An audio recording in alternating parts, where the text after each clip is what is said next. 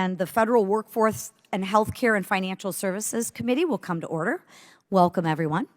Without objection, the chair may declare a recess at any time. I recognize myself for the purpose of making an opening statement. First and foremost, thank you all for being here in this crazy bit of times we're in. But nevertheless, what we're talking about is extremely important. The IRS has been plagued really with dysfunction for decades and complexity. The dysfunction is across the board, from data breaches, leaks, and identity theft to slow audits, backlogs, and really horrific customer service, at least from my constituents. Despite years of congressional oversight and government watchdog warnings, not a lot has changed. My colleagues on the other side of the aisle believe that more money and more power is the solution. In fact, in last year's Inflation Reduction Act, congressional Democrats dumped $80 billion into the IRS. With this influx of cash, the IRS plans to ramp up audits on all Americans.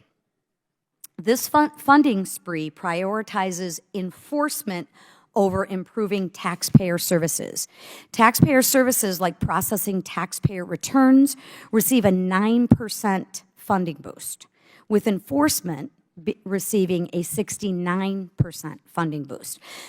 The IRS needs stronger leadership, not more money and not more audits. The IRS needs to work on getting the American people their money back in a timely fashion, not auditing the lower and middle class Americans.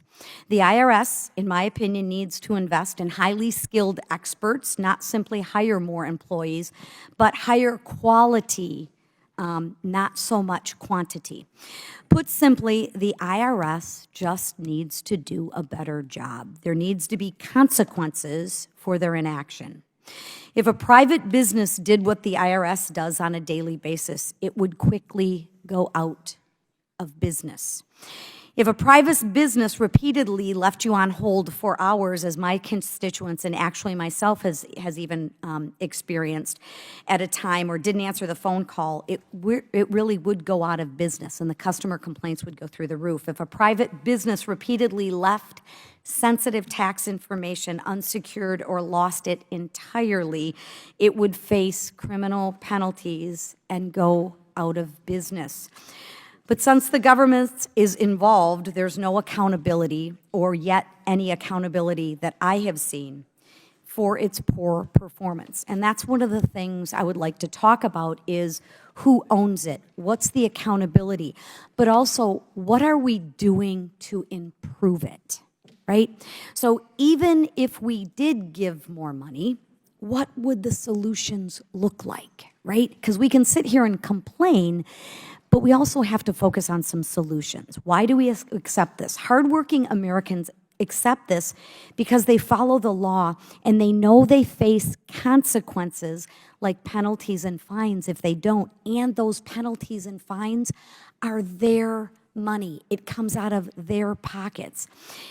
If we make a mistake on our tax returns, it costs us, right? In contrast, when the IRS makes a mistake, there are really no consequences.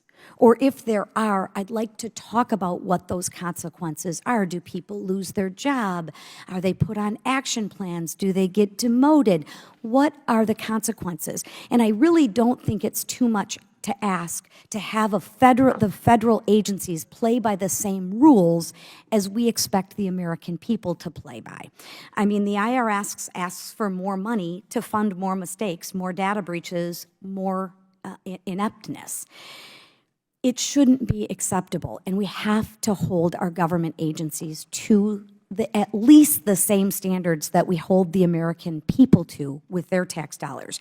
Instead of doing the job, the IRS is struggling to complete its basic functions. Instead of processing tax returns in a timely manner, Americans are waiting months and sometimes years for money that is rightly theirs. And the issue is, yes, we pay them, interest on that money, but a lot of the businesses are going to go out of business by the time they get their rightly deserved money. Instead of serving taxpayers, the IRS can do something as simple as answering the phone. Instead of being trustworthy, the IRS carelessly leaves your sensitive information unsecure and vulnerable to leaks, fraud, and identity theft. Frankly, the IRS is the perfect example of bureaucracy failure, and there has not been a lot of accountability, if any accountability, for it.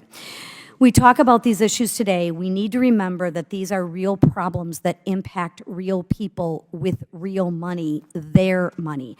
Since I entered Congress, countless constituents have approached my office asking for help with the IRS. I have constituents who have filed returns on time in April and have yet to receive their refunds. When they seek help from the IRS, they can't get a hold of anyone on the phone, even to get an update, and I'll cover those a little bit later, but often they wait hours to reach customer service representatives only to get disconnected due to an overloaded switchboard, which you can imagine incenses them, and the frustration goes through the roof. I have constituents who are business owners who have outstanding applications for the employee retention tax credit. One of these cases has been pending since February. These wait times are unacceptable really for small businesses because they depend on those dollars, especially through the pandemic. We're here this afternoon to demand answers and accountability on behalf of the American people. Commissioner Werfel, thank you for being here to the subcommittee today. I look forward to your fruitful discussion. I now recognize Ranking Member Mfume for the purpose of making an opening statement. Thank you very much, Madam Chair. Good morning. Is it still? Good afternoon. I'm living in that other universe, I see. Well, welcome, everyone, and thank you very much, Madam Chair. Paying one's fair share is an important obligation in what's known as the American social contract. With an estimated 1.6 or 168 individual taxpayers and billions who filed returns this year alone, processing high returns of volume and high returns of paper requires sufficient personnel, modernized technology, and streamlined systems. A little over a year ago, President Biden signed the Inflation Reduction Act, or the IRA, into law. As most of you know, this groundbreaking legislation reached the IRS at a critical time right before the 2023 tax filing season. And it delivered $80 billion to the IRS over the next 10 years. The funds allowed the IRS to hire new staff, to modernize all of its technology, and to audit wealthy tax cheats who had been getting away with murder. The poster board behind me illustrates that this is a win for low and middle class Americans.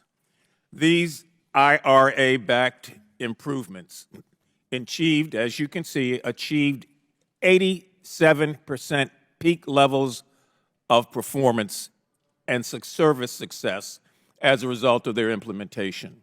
87%, higher than in any other time. It was a dramatic increase from the previous tax filing year alone. IRS answered 6.5 million more calls than last year, cutting the wait times down by 86%,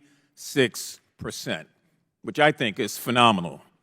It served more than 140,000 additional taxpayers and cleared the backlog of unprocessed 2022 individual tax returns with no errors.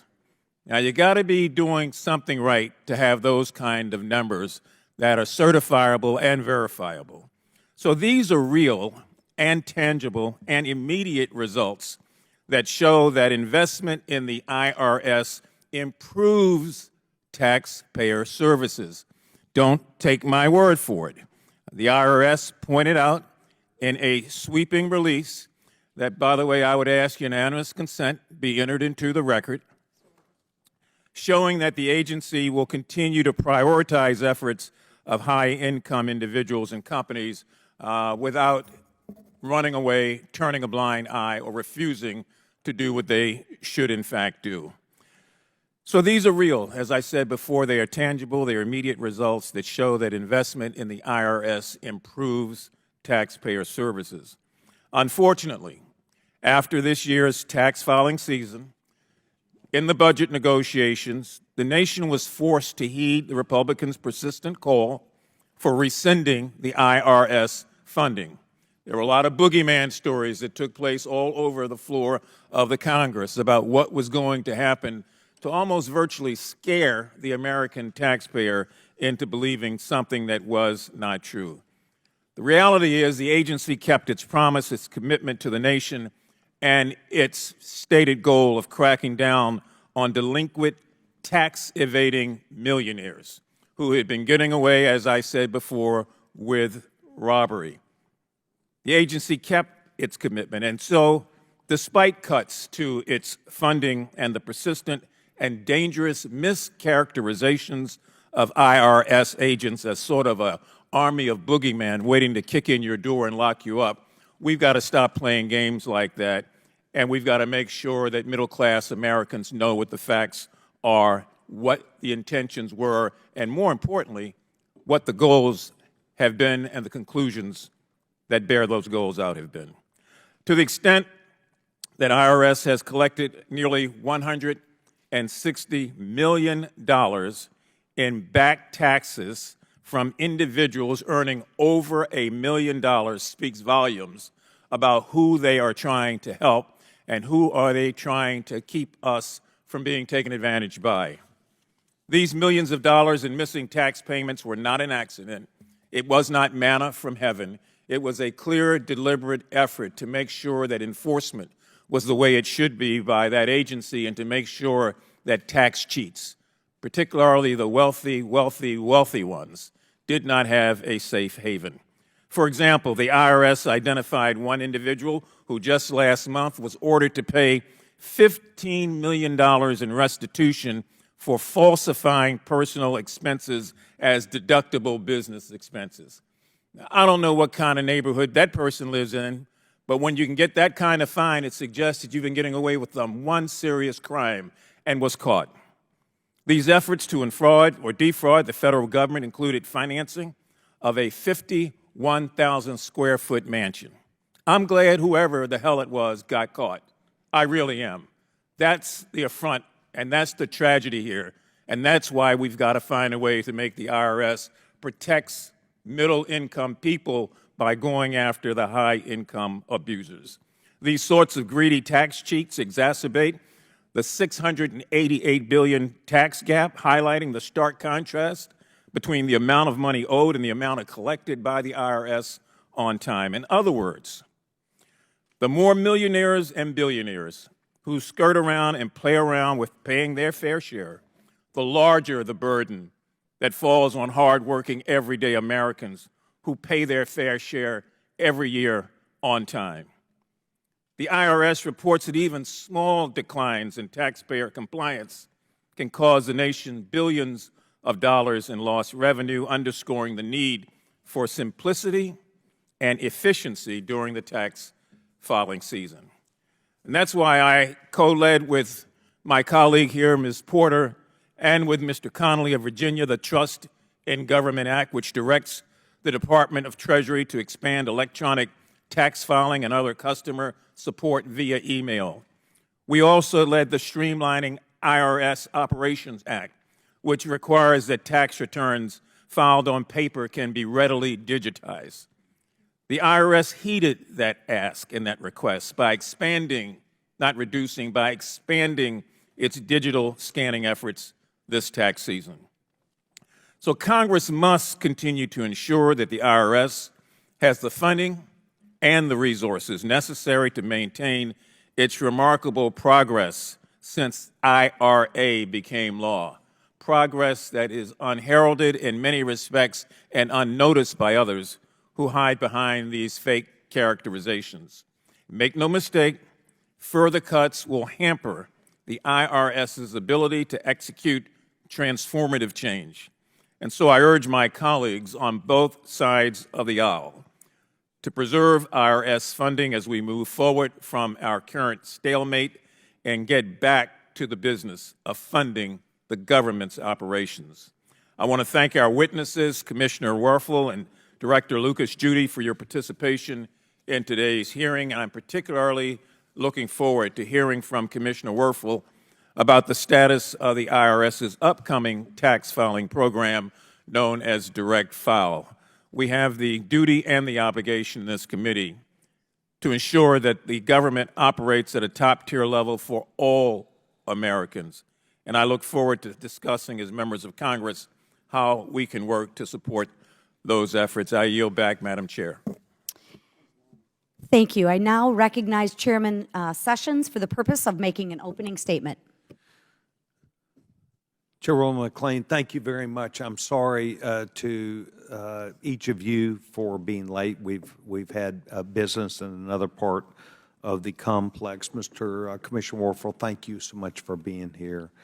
And Ms. Judy, thank you very much. The opportunity for us to meet today that we spoke about yesterday, Commissioner, is one of natural inquiry that this committee has. It's about the effectiveness of the Internal Revenue Service as it relates to their ongoing business that this subcommittee believes is very important.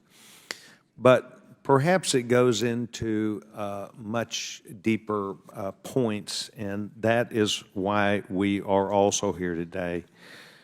We need to make sure that the IRS and its performance does do its job, as Mr. Mfume says. We need to make sure they're properly funded. We need to make sure that they treat all people fairly, not just some that they would choose to. We believe that there have been reasons why you were brought on board the first time as Commissioner, acting Commissioner. We believe that there are reasons why you're there today, perhaps a second view at the IRS. There's a lot of things that we will want to get into. But perhaps it's most important for me to say this, that I believe confidence in the IRS is what we're after. I spoke to you about this yesterday, about the sizing models, about the professionalism, about their ability to attention to detail for the American people, to be able to get not just a good answer, but to be able to get through on the phone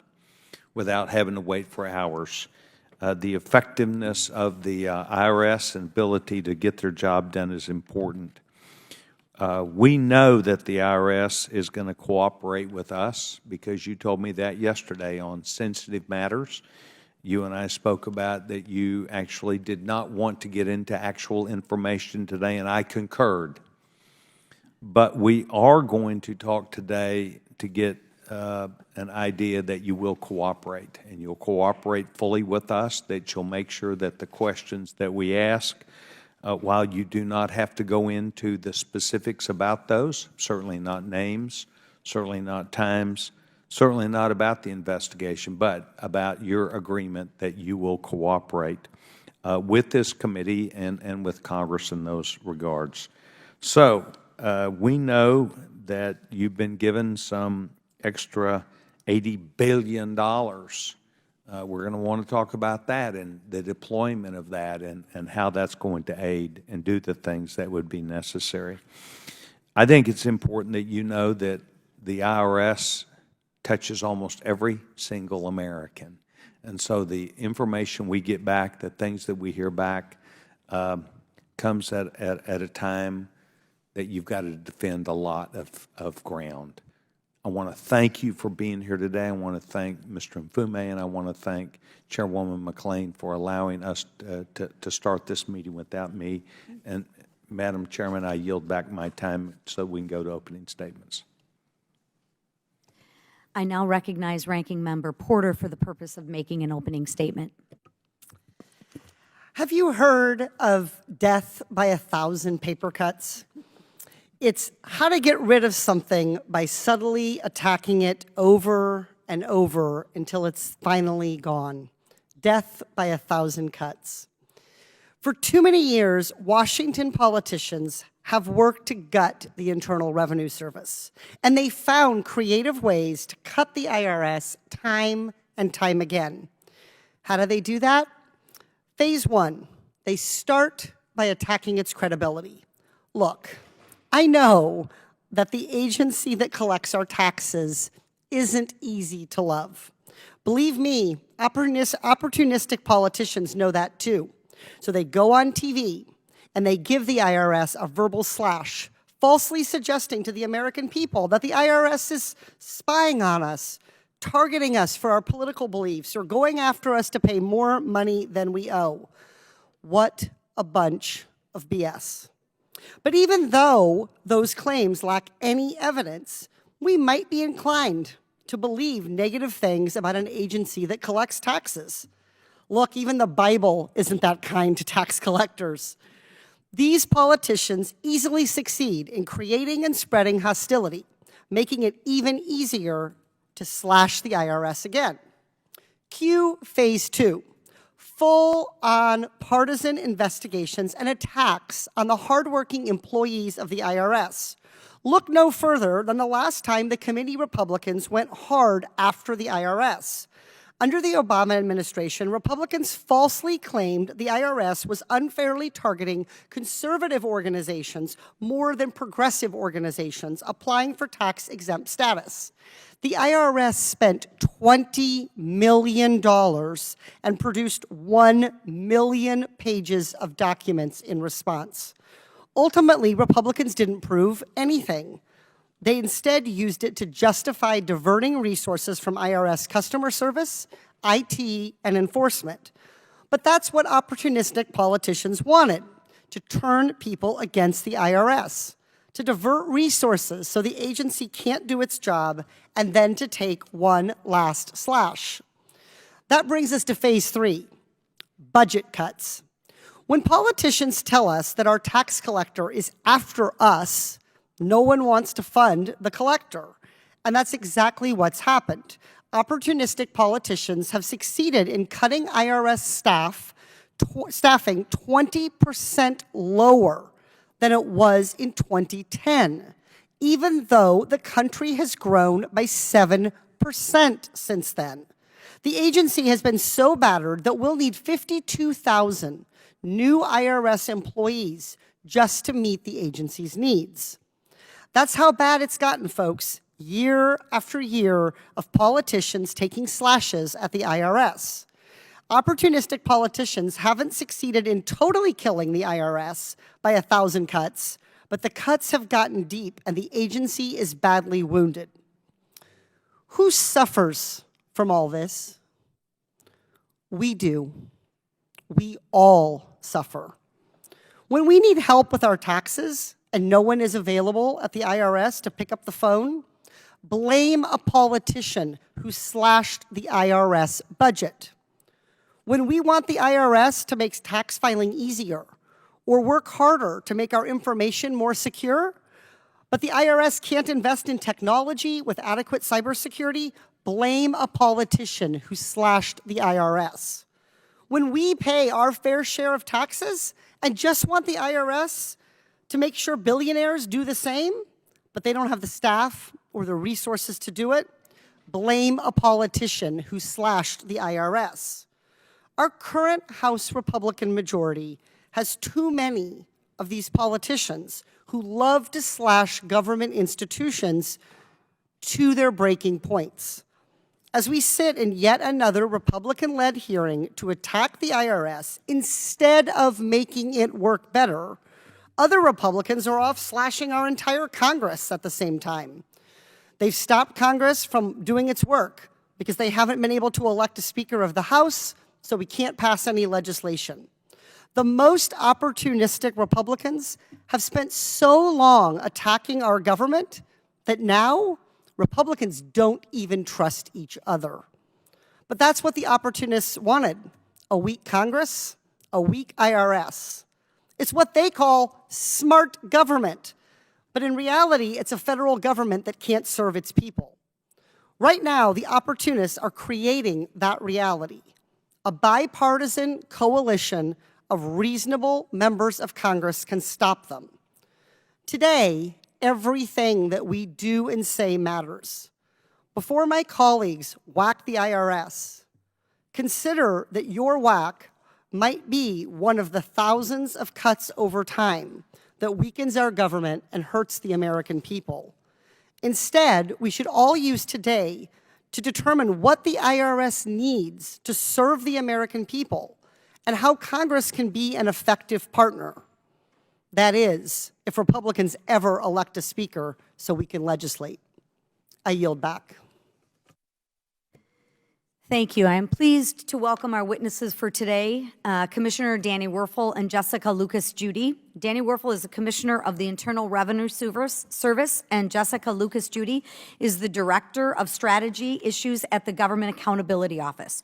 We look forward to hearing what you have to say on today's important subject.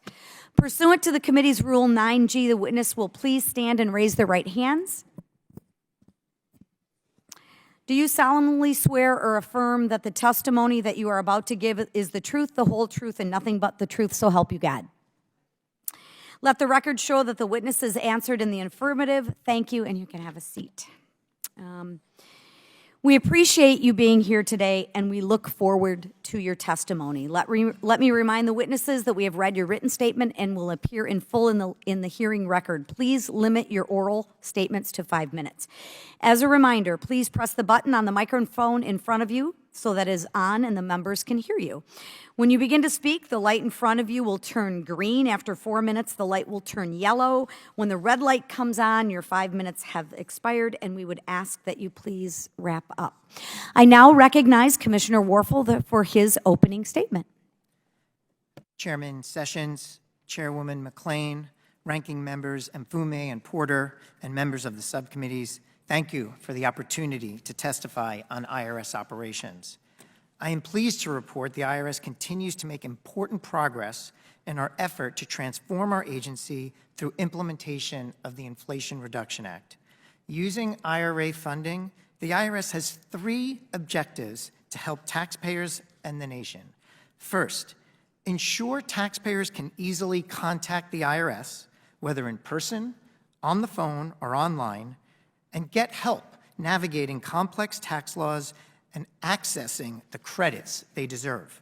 2, identify the growing number of wealthy taxpayers, including individuals, large corporations, and complex partnerships, who are shielding income to evade their tax responsibility and collect from them what is owed.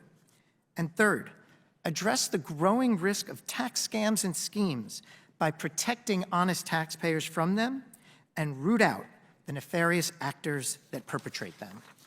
Achieving this ambitious agenda will require that we rebuild areas in the IRS that have suffered from more than a decade of underfunding that preceded the Inflation Reduction Act. A critical change we are making involves providing our IRS workforce with the right tools, including training, technology, and smarter processes, so we are ready now and in the future to meet our core mission of supporting taxpayers and the nation. With the IRA funding, we're clearly making a difference. A good example is phone service. At this point last year, we had an average level of service on the phones of about 14%, and we answered fewer than 9 million calls. This year, after hiring more than 5,000 additional phone assisters, our level of service exceeded 85% during the filing season, and we answered more than 15 million calls. We also improved in-person service at our Taxpayer Assistance Centers, or TACs. Since the infusion of IRA funding, we have hired more than 700 new employees at the TACs, reopened 46 centers, and opened 4 new ones. This has allowed us to serve more than 1.6 million people at our walk-in centers so far this year, which is 18% above last year. We also opened temporary walk-in centers to serve taxpayers who don't live near an in-person center, something we did not have the resources to do in the past. Modernizing our operations is the key to meeting many of our transformation goals, and we're making progress here as well. We are using IRA funding to upgrade our information technology infrastructure and to improve the taxpayer experience for those who choose to interact with us online. For example, we added new features to enhance our taxpayer online accounts, and we recently launched the business tax account, neither of which we were able to do before the IRA funding. The transformational changes we're making extend to enforcement as well. Before the Inflation Reduction Act, the IRS for several years was unable to audit a reasonable percentage of complex returns of high-dollar groups, especially wealthy individuals, large corporations, and complex partnerships. But with IRA funding, we are turning that around. We are hiring accountants, attorneys, engineers, economists, and data scientists needed to tackle these complex returns. And we are already seeing results. For example, in just the last few months, we have recovered more than $100 million from closing delinquent tax cases involving millionaires. As part of these efforts, we recently announced major new initiatives to step up audits of the largest corporations and partnerships. At the same time, we've been reevaluating our enforcement activities in other areas and will be reducing correspondence audits of returns that claim the Earned Income Tax Credit and other refundable credits. Another important area we're making progress involves data security. While IRS has always prioritized protecting our systems and taxpayer data, IRA funding allows us to invest in additional controls to secure our systems. This includes adding new restrictions and limiting access to key data to protect against insider threats. Our data security posture has been strengthened to make taxpayer data safer now than ever before. To ensure transparency, we recently updated on irs.gov all of our latest improvements to data security. We will continue to do more to ensure that taxpayers and our own systems are protected. Chairman Sessions, Chairwoman McLean, ranking members, and Fumi and Porter, members of the subcommittee, that concludes my statement. I would be happy to take your questions. Thank you, Mr. Werfel. I now recognize Jessica Lucas-Judy for her opening statement. Thank you. Chairs McLean and Sessions, ranking members Mfume and Porter, members of the subcommittees, thank you for this opportunity to be here today. IRS has laid out an ambitious vision in its strategic operating plan. My written statement describes key findings from GAO's prior reports. I'll focus my remarks this afternoon on open recommendations that will be important as IRS implements its strategic operating plan. These fall in three key areas: improving taxpayer services, efficiently processing tax returns, and protecting sensitive information. So first, taxpayer service. IRS was late in responding to more than half its correspondence in 2022, including amended returns and identity theft documentation. We recommended that IRS communicate timeframes for resolving its backlog. Delayed correspondence can prompt taxpayers to write again or to call. In 2020, we recommended that IRS identify performance goals for an improved taxpayer experience. Without such information, it will be challenging to assess progress made toward an improved taxpayer experience. IRS's attrition rate for critical filing season staff is high relative to the agency's overall attrition. Additionally, IRS-wide data show the agency loses about 23% of new recruits within 2 or 3 years. IRS faces challenges hiring employees and lacks information about where skills gaps exist and what skills will be needed in the future. In 2019, we recommended IRS fully implement its workforce planning initiative. IRS said it intends to do so by March 2024. Full implementation would provide a comprehensive inventory of IRS's current workforce that it could use to develop staffing requirements and address skills gaps. We're continuing to review all of these issues as part of our review of the 2023 filing season. The second area I'll cover is processing tax returns. In 2018, we recommended that IRS digitize information from paper returns. To control costs, IRS was transcribing a limited amount of information from paper into its databases. IRS recently announced an initiative to allow taxpayers to digitally submit all paper returns. By filing season 2025, IRS aims to digitize all paper-filed returns when received, consistent with our recommendation. IRS can also improve electronic filing for businesses. In 2021, we recommended that IRS identify and address the barriers to e-filing. And in response, IRS identified barriers, but has not taken action to address them due to competing priorities. Addressing these barriers could help IRS reduce the volume of more costly paper-based work and improve services to business filers. Congress can also help to improve return processing by broadening IRS's authority to correct simple tax return errors. This could facilitate correct tax payments and help avoid costly, burdensome audits. In addition, Congress could allow IRS to establish professional requirements for paid tax preparers. This could increase the accuracy of tax returns that they prepare and potentially reduce the tax gap. And then the third area is protecting information. Strong protections are critical to maintaining public confidence and avoiding data breaches that expose sensitive information to fraudsters. As of October 2023, IRS had implemented 85% of the more than 450 recommendations we've previously made in this area, but others remain open. Increasing oversight of contractors who access taxpayer information, as we recommended in August 2023, will help IRS know when contractors are not meeting their training requirements. Providing guidance to employees responsible for contractor oversight will give assurance that those employees will report incidents timely and accurately. IRS generally agreed with these recommendations and said it plans to act on them. IRS also needs to address recommendations related to internal control over financial reporting that remain unimplemented following our fiscal year 2022 audit of the IRS's financial statements. And finally, as we reported in January 2023, IRS uses a significant number of outdated or aging applications, software, and hardware assets. Reliance on these legacy assets can contribute to security risks, unmet mission needs, and increased costs. For example, IRS needs to replace its 60-year-old individual master file, the IMF. That's the authoritative data source for individual tax account data. IRS has been working to replace IMF for more than a decade, but suspended 2 related initiatives and has unclear timeframes for completing them. Implementing our recommendations to establish timeframes for disposing of IMF and other legacy systems would provide accountability and reduce risk. IRS said it will document a complete modernization plan. So in summary, in refining and carrying out its Inflation Reduction Act strategic operating plan, IRS should work toward implementing our open recommendations. Chairwoman McClain, Chairman Sessions, Ranking Members Mfume and Porter, members of the subcommittees, this completes my statement, and I look forward to your questions. Thank you. I now recognize myself for 5 minutes. I feel like I'm watching a Dateline movie. One side says everything's going great, and the other side says it's going horrible. So let me talk about from my district, because I represent the people from my district today. I'd like to begin by just sharing more about the complaints that I've received in my short time period this year.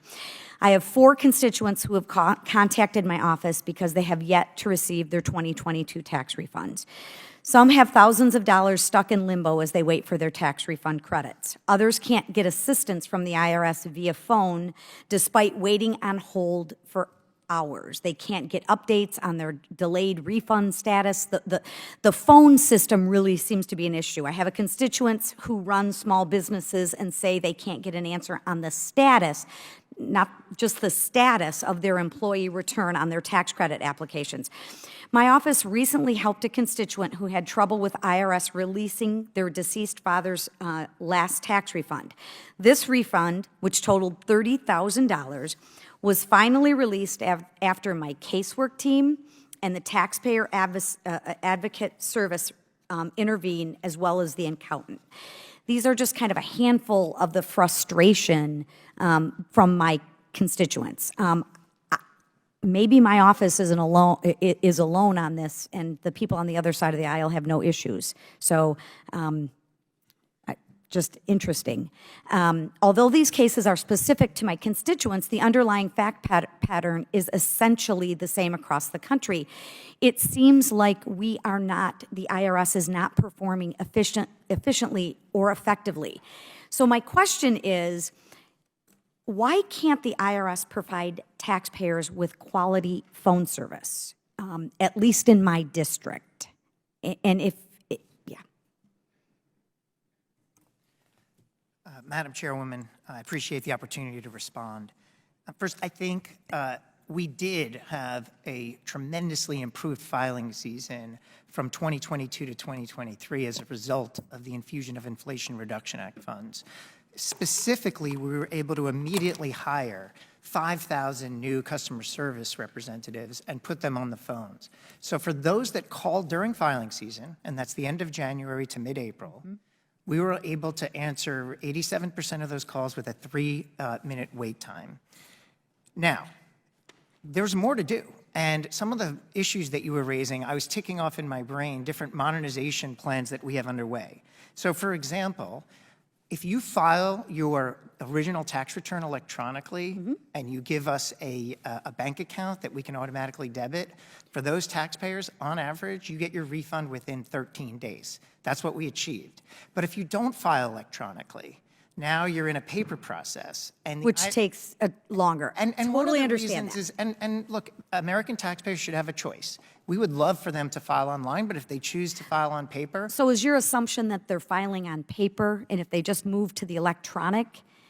I think that would incredibly improve their odds of But getting their. I'm talking about the phone service. So whether you file electronically or whether you file paperly, if I call you, I still need to get someone on the phone to speak with. I mean, I just met with a constituent that their information, or they've been trying to get information from you since February. They said that they would get an answer by October 20th. Somebody would call them back with the status of just an answer. It's the 24th. We still haven't had an answer. I mean, this is a small business in our community. That has to do with customer service. Yeah, let me offer two things Okay. that will help. Obviously, adding more customer service reps, training them, that's all in process. The second thing that will help is modernizing our call center. Okay. Investing in things like more callback options, like Okay. if you can sign up, we'll call you back in Yep. queue. It also means more automation. There are certain things that can be done by pressing buttons versus waiting for a human. And maybe your constituents need the human, but if other people in the queue can be deflected I to got it. automation. And one last point before my time is up. Go ahead. So I think what you're saying is if we can modernize our systems, people would get a return call faster. Yeah, and if- Directionally, okay. Absolutely. If that's the case, then why in the Inflation Reduction Act is only roughly $7 billion targeted to system modernization and taxpayer service, and the other, out of the $80 billion, I mean, if that's the problem, goes to enforcement and operational support. With that, I'll yield back.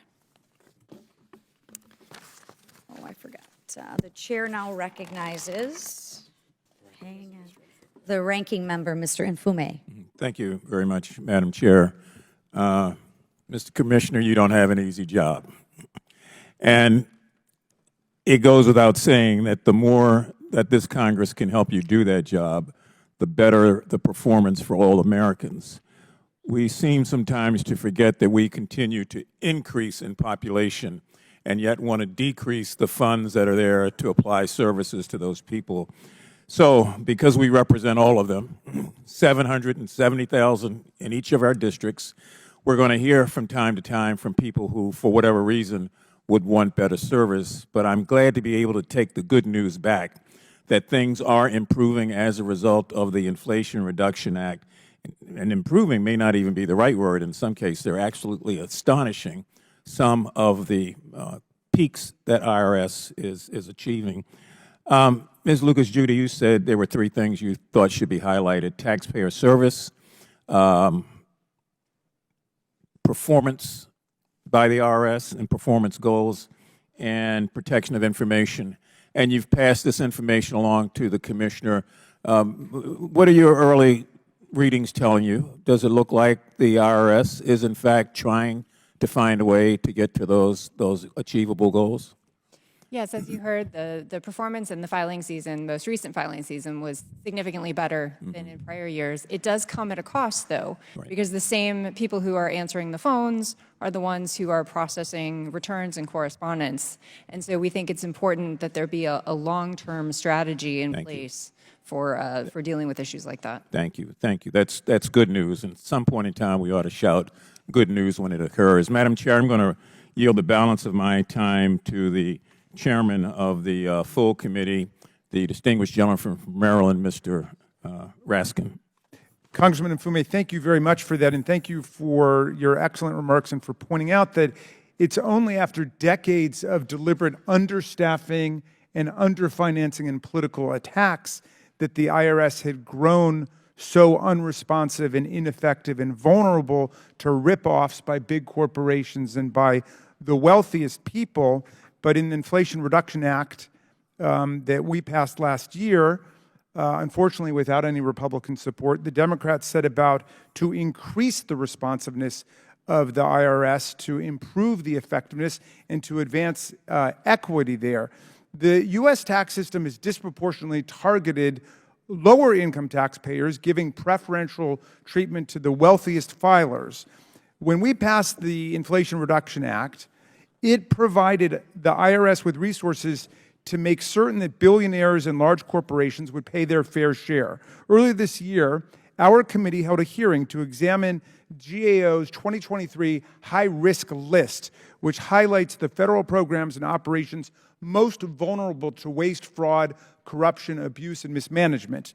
Enforcement of our federal tax laws has been on that list since 1990 for the last 33 years. In this year's update, GAO presented startling data about IRS audit rates for individuals between 2010 and 2019. Now, the dotted red line shows the audit rate for tax filers making $5 million a year or more. And you see the dramatic reduction in audits taking place of the wealthiest American citizens, less than 1% of the American people. Ms. Lucas-Judy, GAO identified that audit rates decreased for everyone. In other words, the IRS was much less efficient in general, but the dotted red line shows that it declined the most for people making the most money. Is that right? Yes. Okay. What has the Inflation Reduction Act done to your ability to actually do the audits and to crack down on tax cheating schemes? Well, I'll take that question, Mr. Chairman, and I appreciate it. It makes all the difference in the world. I mean, the emphasis of the Inflation Reduction Act is that if you are middle or low income, you will receive better service.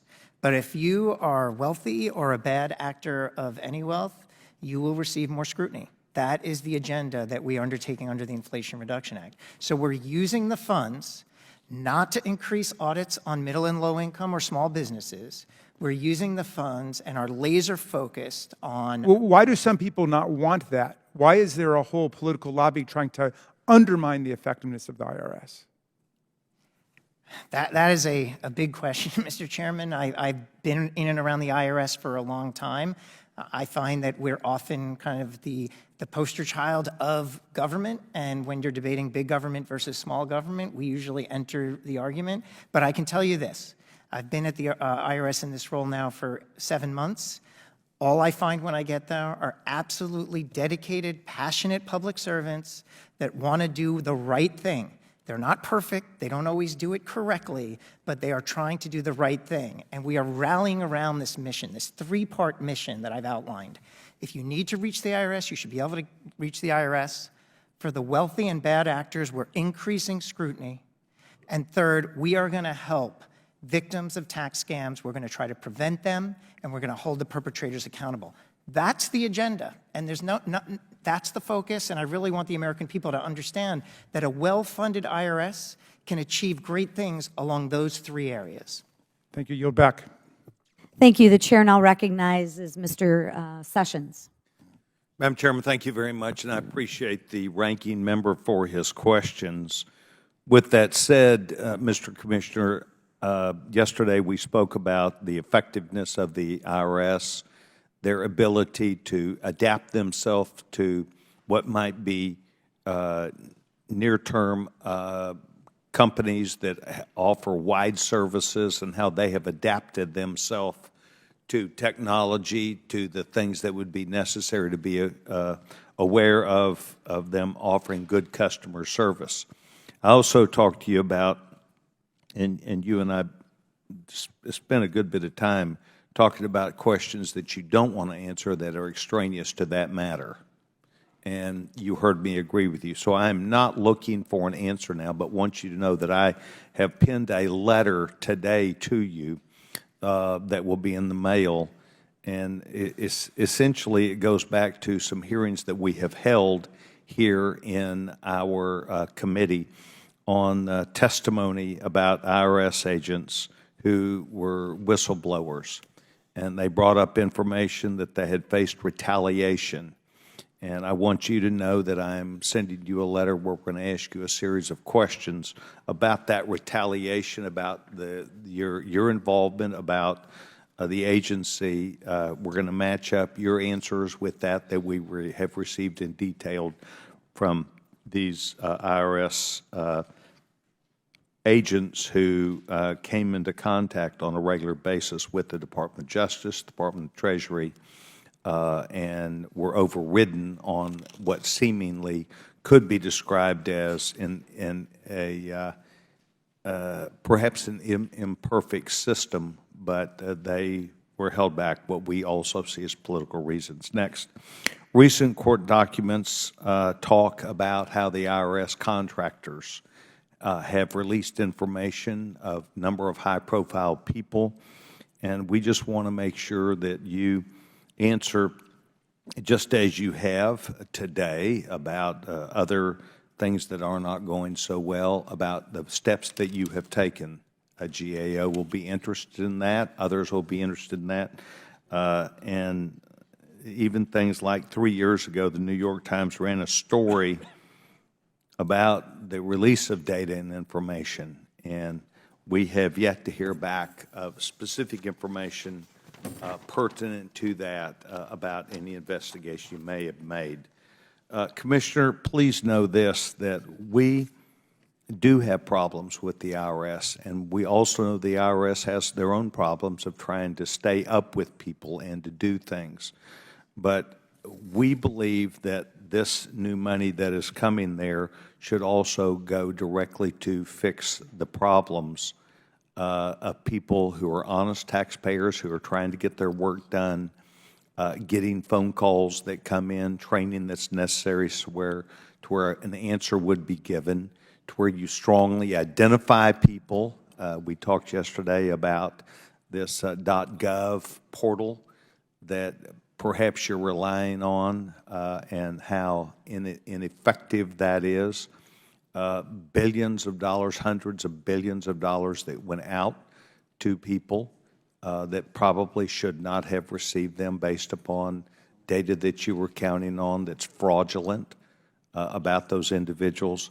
So I want you to know that we believe that you are under the gun. We believe you do not have the adequate resources, that your computer systems are outdated.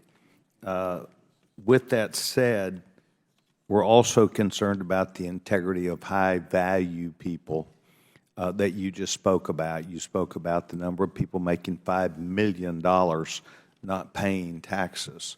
Do you not find out till the end of the year that you're not getting a regular 941, that you're not receiving the information that you receive? Why is it that you cannot look at those people who are these high-value people and make some determination earlier? Well, we're trying to build the infrastructure to be able to do it more effectively. It's not one simple answer. The way in which taxes are evaded, sometimes they're set up in extremely complicated structures using offshore tax havens. Sometimes, as mentioned, it's overstating deductions. It comes in a variety of different forms. And what happened over the 12 years that predated the IRA is, due to budget cuts and lack of investment, we lost track. We fell behind. So for those taxpayers that can hire an army of lawyers and an army of accountants, we fell behind in terms of keeping pace with the complex methods they're using, in some cases, to shield their income. And now we're catching up. And we're catching up by investing in data scientists and engineers and economists and subject matter experts that are going to help us now keep pace and identify at greater specificity and at greater accuracy where these issues are, so we can select the right cases for audit and bring those funds that are due back to the American people. One last question, then I'm going to yield back my time. The gentlewoman, Ms. Lucas Judy, referred to the recommendations and that the IRS has afforded themselves of looking at about 85% of the recommendations. Were recommendations made to you from Ms. Judy to them about these high-value accounts, about how to look at that? We've recently issued a report on the partnership audit program and made recommendations that IRS should improve its audit selection models and also make sure that it's defining large, complex partnerships and putting in place measures to assess the effectiveness of the audit program. And what was their response? I believe that they agreed with the recommendations. Thank you very much. I yield back my time, Chairwoman. Thank you. The chair now recognizes Mr. Raskin. Thank you, Chair McLean, for calling the hearing, and also Ms. Porter and Mr. Mfume for their thoughtful remarks today. Look, the American people want a tax system that is simpler, fairer, and more responsive. And I wish that we could have hearings on each of those. I mean, just to take a look at simplicity, for example, I've lived in foreign countries where they don't have a multi-billion-dollar business in H&R Block and all of these companies that are trying to help people understand their taxes. And most people's taxes, 90% of the people's taxes could be done in 15 minutes or 20 minutes, which is what it's like in countries around the world. We should be having a hearing about why we have a $10 billion a year plus business in helping people do what the government should be helping them do instead. But what we've got is one more hearing to beat up on the IRS as part of the program to deconstruct the administrative state, as Steve Bannon promised at the beginning of the Trump administration, and we're right in the throes of it. One can only regard with amazement that any member of the Republican Party today would lecture the commissioner of the IRS about efficiency or organization or anything else. Look at what the Republicans are saying about the Republicans today on Capitol Hill as we live through all of the reverberations of the Chaos Caucus. So, the world is burning around us. We're fiddling. We don't have a strategy.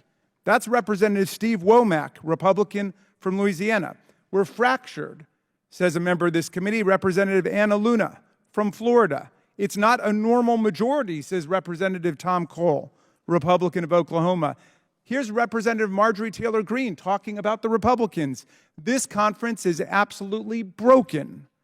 Here's Kevin McCarthy, who used to be Speaker before he was deposed by the Republicans. This is embarrassing for the Republican Party. It's embarrassing for the nation. Here's Representative David Joyce from Ohio, who probably sums it up best. We're a party that can't govern. Here's Representative Troy Niels from Texas. We're a broken conference. Representative Tom Emmer said if it were a family, quote, we'd be the most dysfunctional family on the face of the planet. Here's Representative Austin Scott, who ran briefly for Speaker in the speakership sweepstakes taking place right now. It makes us look like a bunch of idiots. And Representative Mark Alford from Michigan, another Republican, we are a ship that doesn't have a rudder right now. So it would be great if we could actually get a Speaker of the House and a functioning House of Representatives so we could deal with these issues. Now, the implementation of the IRA shows that providing adequate resources to the IRS dramatically improves services to our people and the effectiveness of the overall mission. In the 2023 filing season, IRA investments allowed the IRS to create and adopt digital tools to process tax returns more efficiently. The agency greatly improved in-person service, service over the telephone, and online customer service.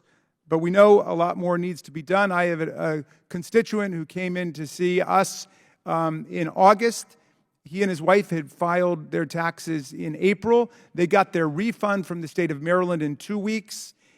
After 5 months and multiple attempts to get the IRS to send their tax refund, they still couldn't get it. They reached out to my office in desperation, and we were able to work with the taxpayer advocate to make it happen. But nobody should have to go through that experience of bureaucratic lethargy and frustration like that. But we know that you're making improvements. It's moving in the right direction, but you're writing against a background of decades of deliberate underinvestment. Well, the IRA is also making administration of the tax system more equitable. You're hiring experts who can audit and enforce tax laws against big corporations and ultra-wealthy filers who've been able to get away with a lot before that. Commissioner Werfel how has the IRA allowed IRS to crack down on tax cheats? Is the investment the American people have made paying off in terms of the money we're getting back? It is, Ranking Member Raskin, it absolutely is. And we are putting the money to work today to take a variety of different steps. We're increasing the number of audits on our largest corporations using analytics that we've invested in to make sure that we select the right corporations that are the highest risk of shielding income inappropriately. We've increased the number of audits on complex partnerships, something that GAO has pointed out, how anemic our partnership audit rate is. And again, we're using invested new tools and analytics to make sure that we're understanding the types of trends necessary to know where those complex partnerships are that are actually evading taxes, so we improve the efficiency of our audit. And as mentioned earlier, we've launched an effort to get back taxes from millionaires and billionaires. And we've identified 1,600 high priority targets, if you will, of millionaires and billionaires. And we've already collected in the early months over 100 million in back taxes. All of that is IRA money being put to work. And as you mentioned, on the services side, we have a lot of work to do. Building block by building block, we are making changes to our services to make that story that you told a thing of the past. Thank you very much. I yield back, Madam Chair. Thank you. The chair now recognizes the gentleman from Alabama, Mr. Palmer. I know you keep talking about going after millionaires and billionaires, but you're also going after Taylor Swift fans who sold their tickets for over $600. The previous rule was if someone earned $20,000 and had more than 200 transactions, you did it. But you lowered it. But the bill lowered it $600 regardless of the number of transactions. So it's not just millionaires and billionaires. You're also going after auditing small businesses and others. And I just want to point out something to you. One of your predecessors, John Koskinen, testified before this committee in 2015, and he said it would not be advisable to audit our way out of the tax gap. Yet that's exactly what you're trying to do. I have a question for you, Commissioner Werfel. If a tax filer, if a private citizen willfully concealed or manipulated a tax document, would that be considered a form of tax fraud? Yeah, that based on the way you described it, if they willfully manipulated to misdirect or misreport, that could be considered tax evasion. And the penalty for that could be a fine up to $250,000 and up to 5 years in prison. Is that correct? Well, each case And for differs, a but they are business, it could be up to $500,000 and 5 years in prison. Let me ask you this. If government auditors were similarly found to be backdating or manipulating tax forms of private citizens, would that also be considered a form of tax fraud? It's concerning. And No. I ask you a direct question. If a private citizen altered information on a tax document, whether it's a date or a signature from a supervisor, it would be considered tax fraud and it would be prosecuted. It is a felony. They could have to pay up to $250,000 in fines and they could serve up to 5 years in prison. So what are the penalties for IRS employees who do the same thing and possibly jeopardize a private citizen on their tax filing? So what's the penalty? yeah, there should be accountability. Yeah, but what, no, what is the penalty? If you'll allow me to elaborate, I can elaborate. Yeah, I don't want a long answer.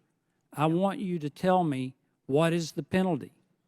Well, there is no specific penalty. It depends on the circumstances, and it does expense on the circumstances with the taxpayers as well. The Wall Street Journal reported on this. You're in court right now, Lake Point 2 LLC versus Commissioner. The Commissioner would be you for where you had people who falsified documents. And that's not the only one. So did anybody get fired? Let me tell you what's going on. When Did anybody get fired? We are looking into the appropriate personnel. Okay, matters. well, We're anyone following the get right fired? process. Well, if you find they did this intentionally, and the documents indicate they did, because there's an email chain, and maybe, Madam Chairman, Mr. Chairman, we need to investigate this. on behalf of the taxpayers, because I have major concerns about the tax gap, major concerns. The biggest problem with the tax code is its complexity.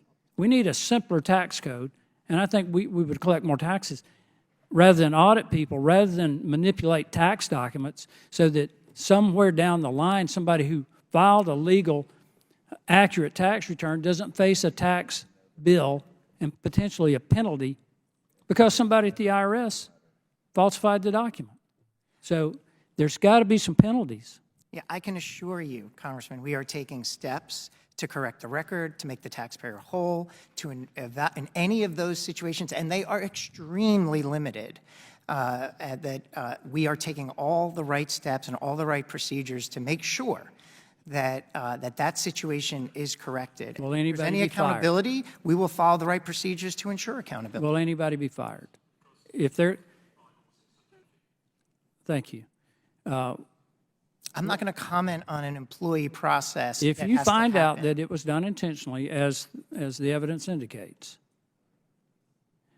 keeping in mind the severity of the penalties that are imposed on private citizens, the least that anybody can expect is that someone be dismissed from their job. And I hate to say that because I hate to fire anybody. The consequences for their families. But think about the lack of trust that the American people have in the IRS and put that first and foremost. I yield back. Thank you. The chair now recognizes Ms. Norton for 5 minutes. Thank you, Madam Chair, and I appreciate this hearing. Mr. Werfel, when the American taxpayers reach out to the IRS for help with their taxes, a specific filing or troubleshoot identity theft, they rightfully expect and deserve prompt and helpful assistance. In the past, the IRS has at times fallen short of its duty to serve the American people through timely and accurate responses to taxpayers because of insufficient funding. But I am really pleased to see that the IRS remarkably improved its customer service in the most recent tax filing season. Democrats' historic investments in the IRS through the Inflation Reduction Act have already improved taxpayer services. So, Commissioner Werfel, the IRS achieved an 87% level of success answering taxpayer phone calls, exceeding the ambitious 85% success Treasury Secretary Yellen set for your agency. Is that correct? That's correct. Commissioner Werfel, the IRS also dramatically cut the average time that a taxpayer has to wait on hold to speak to the IRS or to an IRS employee. Is that correct? That's correct. Commissioner Werfel, for taxpayers who are unable to reach live assistance immediately, the IRS expanded its customer callback option, correct? Correct. Commissioner Werfel, how was the IRS able to make these telephone and online customer service improvements? I understand the IRS expanded in-person service in 50 taxpayer assistance centers across the country. That is correct. Commissioner Werfel, what help can IRS taxpayers expect to receive from one of these taxpayer centers?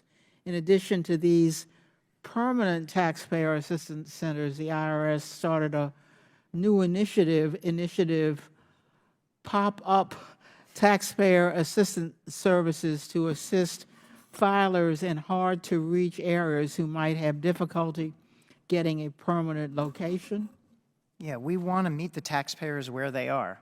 As I mentioned, not every taxpayer can afford an accountant, and not every taxpayer has the means to travel to a location where we have a walk-in center. So we are going to where the taxpayers are, and we are setting up what we're calling pop-up walk-in centers where we're being accessible as we can to taxpayers that need help. We're having Saturday hours for taxpayers that can't make it during the week because they're working. And we're holding special sessions with low-income taxpayers to help them with their refundable credit application so they get it right the first time. Commissioner Werfel, when when Democrats enacted the Inflation Reduction Act, we prioritized the taxpayer experience.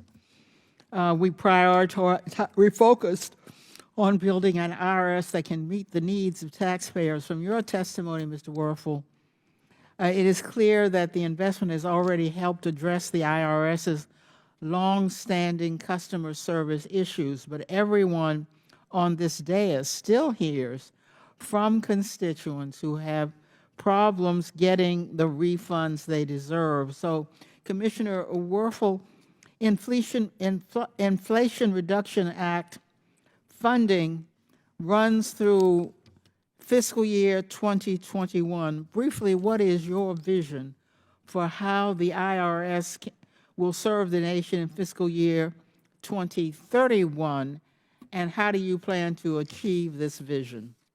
I appreciate that question.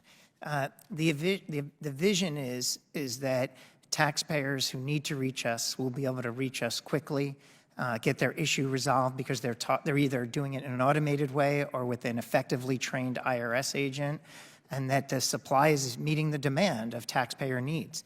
That means that we have the right size staff, that we have the right number of walk-in centers where people want to meet us in person, that we have the right size staff in our call centers, and our call center is modernized with the right, for example, chat bots, the right callback options, the right call routing, so that we're investing in technology for maximum efficiency benchmarked against the private sector's best call centers. And it means that our website is operating on private sector benchmarks for online banking so that you can go in and you never have to talk to a person or walk into a walk-in center. You can manage everything and see everything you need and manage your taxes in your online account. And as I said earlier, brick by brick, we're building these functionalities. After 12 years of underfunding, we fell behind. Some of this stuff we can do immediately. Some of this stuff can't be rushed. So as you'll see in filing season 24 that's coming up, there'll be new functionality in the individual online account, new functionality in our new business online account. There'll be new functionality in the call center, more callback options, more chatbots. Incremental change every filing season that a taxpayer arrives, they should see a better, increasingly better experience versus what the opposite was before the Inflation Reduction Act and before we had this funding, where each year it seemed to get worse. Those days are over. As long as we can hold on to that Inflation Reduction Act funds and make smart investments, and I'm accountable to make sure we're making smart investments. Thank you. I yield back. Thank you. The chair now recognizes the gentlelady from North Carolina, Ms. Fox. Thank you, Madam Chairman. And I thank our witnesses for being here today. Commissioner Werfel, can you explain what the applicable federal rate, or AFR, is? I think you're referring to the overall tax rate for the public, if I understand correctly. Well, the applicable federal rate, as I understand it, it's a minimum interest rate that the Internal Revenue Service allows for private loans. Is that correct? I believe you're correct, ma'am. Okay. So if someone gave his or her family member, including a brother, a loan, would that person have to charge an interest rate equal to or higher than the current AFR? I don't believe they would have to charge an interest rate. But again, if you're going to walk me into a hypothetical, I'd want to make sure that I'm getting it right and consult with my team. But I don't think they're required to provide an interest rate. It depends on whether they're going to treat it as a gift or a loan, and there's a lot of implications there. Well, then I have a follow-up. If a rate less than, it's my understanding that there is an AFR and that it is to be charged. But if the rate is less than the AFR, so if it's somebody gives you a loan and they don't charge you an interest rate, then the loan is technically a gift, which carries certain tax implications. Is that correct? Yes. Yeah. You answered yes. Okay, so if someone gave his or her family member a personal loan of, say, $200,000, but an interest rate equal to or higher than the AFR at the time was not charged, would that loan then be considered a taxable gift? Again, you're getting into a hypothetical where I'd want to know a lot of other facts and have kind of expert accountants with me advising. So I think it's dangerous for me to say yes or no unequivocally on a fact pattern where I'd probably need a lot more information. There might be other countervailing factors in play that would impact the... Well, now what kind of countervailing factors would you hypothesize? Well, I mean, I'm not sure where you're going with your fact pattern. I don't know. Well, let's the just. I'm just circumstances, trying whether to. there's someone that's been deceased, the timing of this issue. Yeah, I'm just trying to determine if this loan does not have interest charged to it, then would that be considered a taxable gift? And other factors may come into play, but is it a taxable again, gift? I don't know the amount. For example, there is a Well, I used 200,000. okay, fair enough.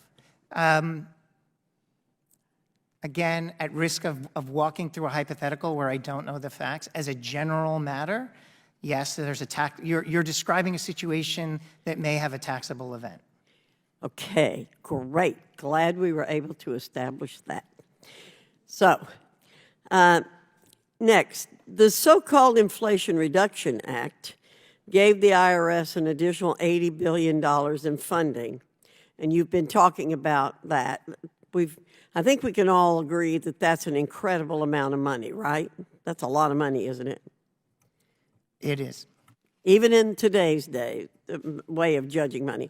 So even after Congress trimmed this amount down to nearly $60 billion in the Fiscal Responsibility Act, how many new agents does the IRS plan to hire? Your mic's not on. We're hiring not just agents, we're hiring customer service reps, accountants, agents. We have published our 3-year view of staffing, which I'm very confident on because I can make key assumptions about needs and market trends. Okay, let me ask we you. are at 90,000 today, and I think over the next 3 years, we should be over 100,000, but not much over 100,000. Okay, so how many tax enforcement agents out of the ones that you've planned to hire would there be in that 3-year plan? I might have that number on me, Congresswoman. I'm about out of time. Yeah. We should be hiring about 8,000 total, if I'm reading my charts correctly, by the end of 2025. Okay. So you've previously stated the IRS would not target taxpayers earning below $400,000 per year.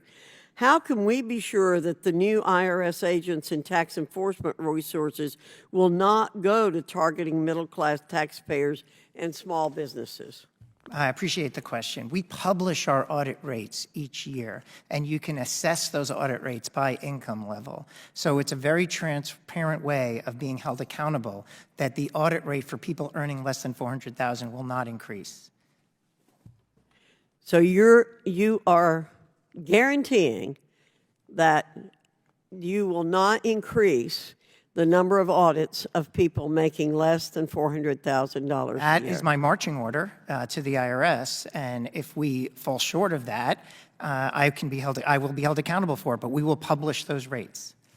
I noticed before you said your marching orders, and a little while ago you said you had control of the IRS.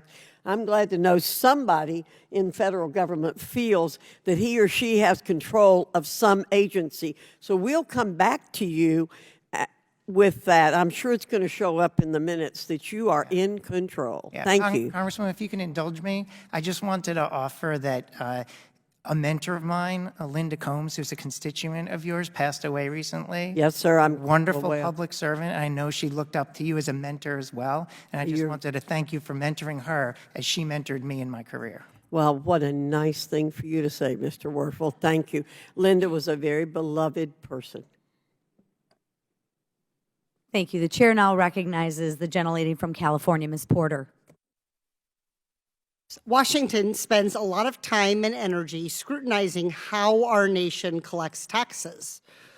But what do real Americans care about? They want their filings to be free, low effort, and mistake-free. That's it. They want their filings to be free, low effort, and mistake-free. And they want a good experience doing it. So let's cut through the Washington noise and help people decide what tax filing method can get them there. Commissioner Werfel, let's say someone wants to file their taxes the old-fashioned way, by hand. I used to think that was fun when I had more free time. Would that be a free way to file? It would be. That would be free. Yeah. I cannot get this marker off. All right. Yes, so that would be free. All right. How about low effort? No. No, it's a lot of work. Yes. You got to read a bunch of documents. You got to try to Fine print cross-reference instructions. things. Yep. Exactly. Do filers who use this method make minimum mistakes? No, more mistakes. More mistakes. Yes. I've made a mistake and had one of your correction notices. 1 out of 3, not too good. So let's look at tax preparation software. This is a multi-billion-dollar industry, as my colleague Mr. Raskin mentioned. Would that be a free way to file? Generally, no. Generally, no. They sell you a lot of things along the way, audit defense, and these different programs, and the extra help that you can get. So that the usually software costs money. itself costs money. Yeah, it all costs money. Does that method involve low effort? Depends, but it can. Yeah, I think usually easier. Easier. All right, so let's put a box there. And how about filers' mistake levels? How are mistakes using taxpayer prep? Fewer mistakes, because the software catches your mistakes in real time. Yep. All right, let's look at accountants. Is that free? Definitely not. Definitely not. All right, does that involve low effort? It's a higher effort for the accountant, but low effort for the taxpayer. Low effort for the taxpayer. We all hear the stories about people dropping off shoe boxes full of paperwork. Do they make minimum mistakes? They do, although I'd love to talk to you about holding them more accountable for some of the things they do, but they do make fewer mistakes. I would like to talk to you about that too, and I noticed that in your testimony, so I'll be following up. All right, but generally fewer mistakes. All right, and let's look at IRS Direct File. This is a new option that you're rolling out in 2024, a pilot program, correct? Correct. Will this be free? Yes. Yes. Will this require a minimum amount of effort? Yes. Will it have the benefits of eliminating common mistakes? Yes, because we're going to follow the same structure as the tax prep softwares and catch mistakes in midstream. All right, 3 for 3. That's what I'm talking about. And so I'm glad that some Americans are going to have this option the next time they file. But Commissioner Werfel, why is this just now becoming an option for taxpayers? Well, it's, there's a long story here where we have tried a variety of different ways to get free electronic filing for eligible citizens. We have something called the Free File Alliance. It has had mixed results over the years where some of the software providers have offered free solutions. But Congress, in its wisdom, in the Inflation Reduction Act, said to the IRS, you need to study a direct solution. And, frankly, I think it aligns with our mission to offer taxpayers more options. I think it's absolutely important as you walk me through these questions that all of these still should be options for taxpayers. If they want to do it by hand, if they want to hire a tax prep software, if they want to go with an accountant, but should they also have the option to file direct with the IRS? They don't have to if they don't want to, but should they have the option? You can make the case that a high-functioning tax administration agency would offer that option. All right, and it's the one with the best of the criteria we identified. It's the winner chicken dinner here. It looks like the best thing. Who could possibly oppose the IRS doing its job this effectively and making it free and streamlined and lowering the effort for people to pay their taxes. Who's on the other side against this?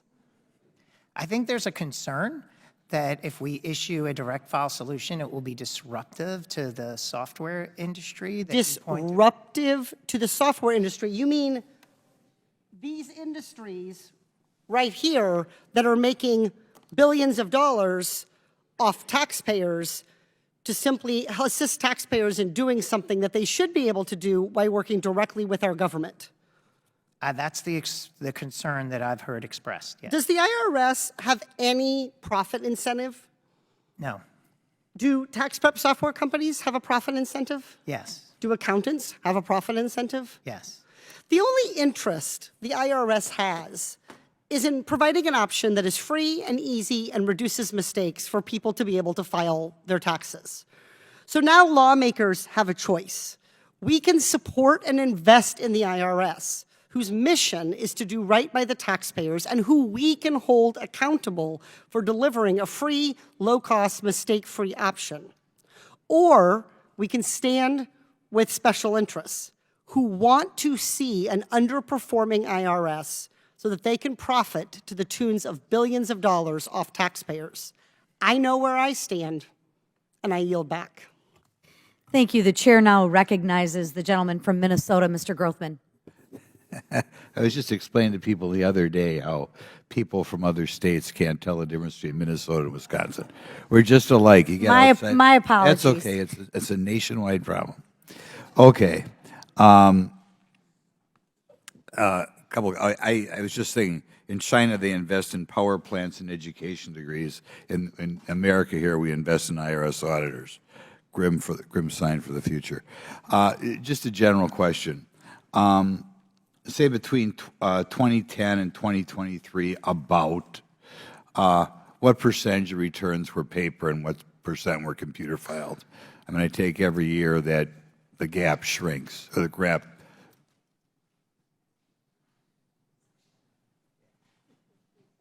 About. I'm not going to PolitiFact you. We're up over 90% at this point that are filed electronically. And you know what it was 15 years ago? It was a lot lower. I think it was closer to 50%. Yeah, so when you go from 50% computer filed to 93% or something, you would expect you need less auditors, wouldn't you? I mean, there'd be something wrong if you computerized to that degree and had the same number of auditors. I think it depends on the complexity of the filing, because some of the files that we receive electronically are thousands of pages long, and we're seeing a spike in the complexity of large multinational corporations. Okay, I'll just rely on common sense. If we have more computerized returns, we would expect less IRS auditors. That's why we encourage people to file electronically. But we'll go on to something else. I've had clients feel that political activity on their part leads to audits. I don't know that that's true or not. We've talked on the Oversight Committee about the politicization of the FBI. I wondered, have you guys ever done a study? We don't do it in Wisconsin, but other states, people register Republican, Democrat. Is your employee pool about 50-50, or are we tilting too much towards one political belief? Do you have any idea? We absolutely don't ask that question. I think it would be inappropriate for us to ask that of our staff. We do make it clear that it is fundamental value of the IRS that politics has no place in our operations or our decision-making. Okay, next question. We talk about wealthy people not paying taxes. We got to look into it. And sometimes they don't pay taxes because of foolish public policy decisions made by the people up here. I'm thinking things like a tax credit for a fancy electric vehicle, or Section 42 tax credits for wily wealthy builders. Could you give us an idea of why wealthy people may not be paying taxes? I think we see two trends. One is what I'll call very aggressive avoidance, where they're looking for the best tax advantage status, but because we have not been on an appropriate watch, they've pushed too far into the gray area and need to be pulled back. And the second is intentional evasion, moving money into offshore. You think tax usually when wealthy people put a zero at the bottom of their tax return, it's they did something wrong? Certainly not in every case. I would imagine in most cases, no. Well, but the number. Well, why don't you look into us or do a study of people, I don't know, people who it appears have a lot of wealth who aren't paying taxes, and let us know what type of tax. There have been studies done. I'm happy to share some with you. Good. Now, the next question. The Inspector General reports that the IRS erroneously issued 3.3 million advance child tax credits to 1.5 million ineligible Americans. Can you explain how this happened? And can you also explain to us why one-for-one tax credits invite cheating? Yeah, there's always program integrity challenges with any federal program where you're outlaying money to beneficiaries. Unfortunately, there are many who would look to exploit the complexity of our tax system, either for their own financial advantage or victimize someone along the way it's stealing a credit. It is a problem. I'm sorry, dollar-for-dollar credits, things like earned income tax credit, child tax credit. It's so easy to cheat and make a lot of money, right? Isn't that the problem with those things? The one clarification I would offer is that a large amount of the error is more basic mistakes because of how complicated it is to apply for it. But there is a part of the error which is concerning. It's a small part, but it's a concerning part, which is intentional fraud. Okay. We'll go for another one. They're not going to stop me.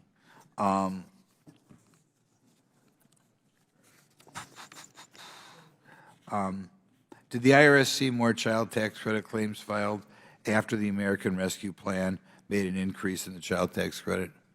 Did the number of claims go up? I'm not sure. I'd have to get back to you on that. Okay, be illuminating if they are. The IRS reported as of July 31st. Well, why don't I'll turn it back over to my substitute chairman here. The distinguished gentleman from Wisconsin yields back his time. The gentleman from Florida, Mr. Foss, recognized for 5 minutes. Thank you, Mr. Chair, and thank you to our witnesses for being here. Republicans have spent more than a decade working to kneecap the IRS through funding cut after funding cut.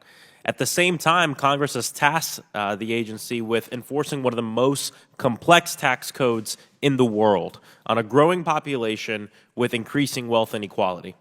The IRS has struggled for years to provide the level of service taxpayers deserve, whether that was processing people's tax refunds in a timely manner, performing audits against high-risk individuals, or enforcing tax law against fraudsters and those who made false business statements in order to get loans. The agency struggles with customer service in several ways, but two that I'm especially concerned about are the old IT systems that can't digitize IRS forms, and then the IT modernization blunders. Ms. Lucas-Judy, earlier this year, the Government Accountability Office, GAO, found that the IRS still uses massively outdated IT systems.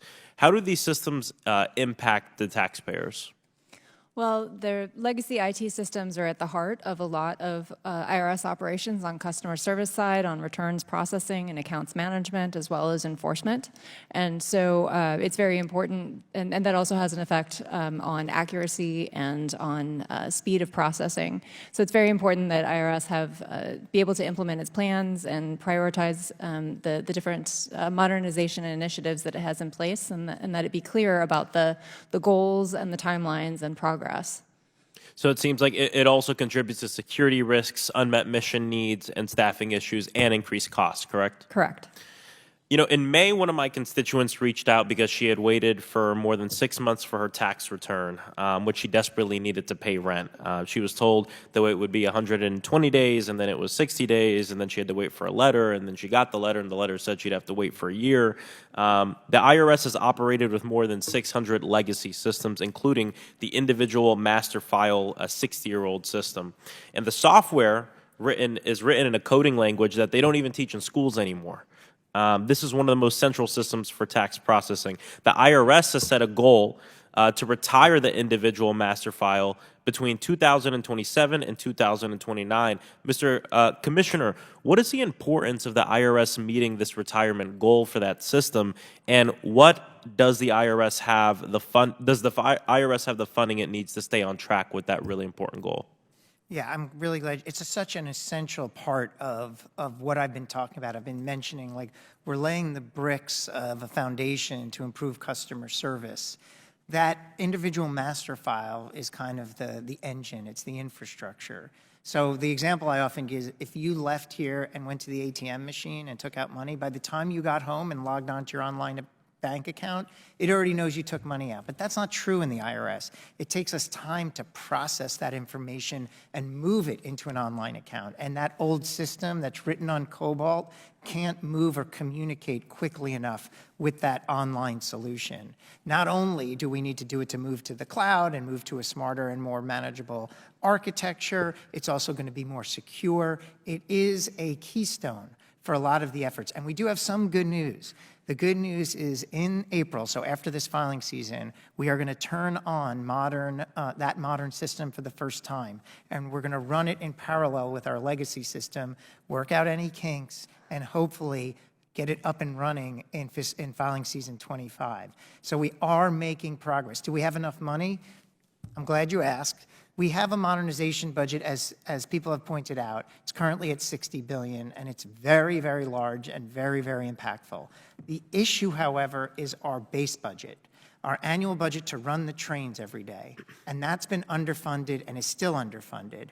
And in order to run those trains, we have to borrow from the modernization budget to pay for the base budget. And as we do that, we raid the modernization budget, and then we might not have enough money. So the answer to your question is we have enough money as long as Congress appropriates our base budget, gives us enough money to run the daily train schedules, then we have enough money to get our job done. Mr. Commissioner, how will these efforts that we've just spoken about improve the 2024 filing season for the people of Central Florida, but also across the entire country?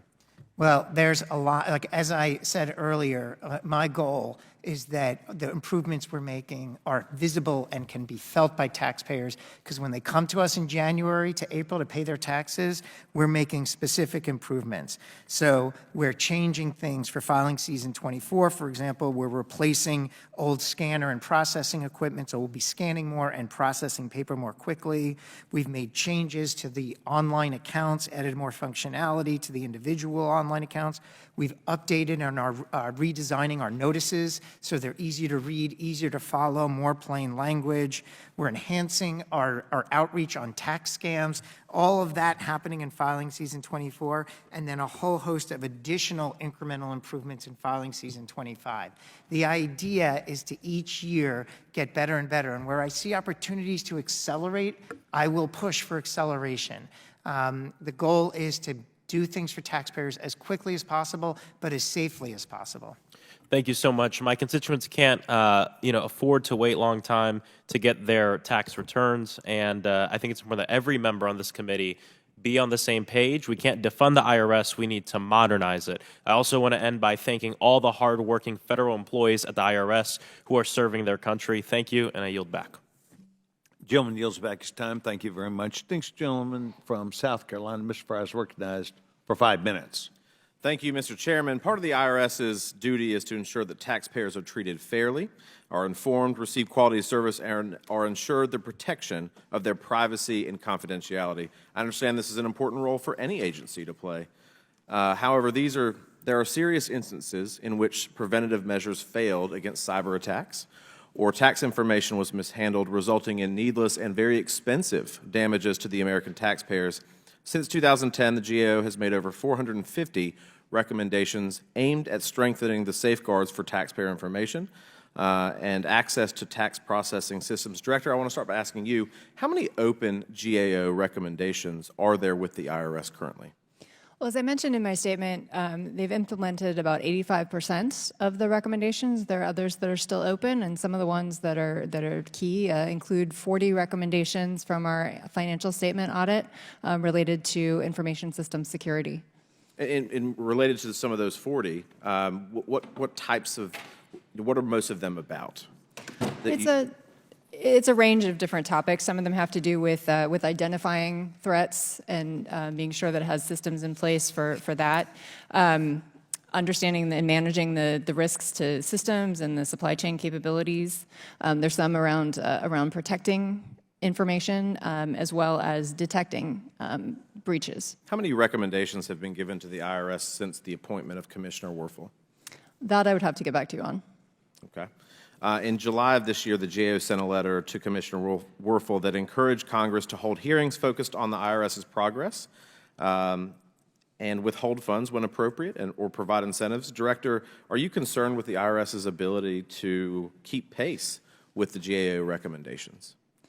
Certainly, it's an ongoing conversation between GAO and IRS. We do have a rigorous follow-up process, and we've seen progress, particularly on those recommendations that we've identified as being related to the enforcement of tax laws, that high-risk area, and those that our agency has designated as priorities. But there are others that are still remaining open, including things about making sure that it has that it's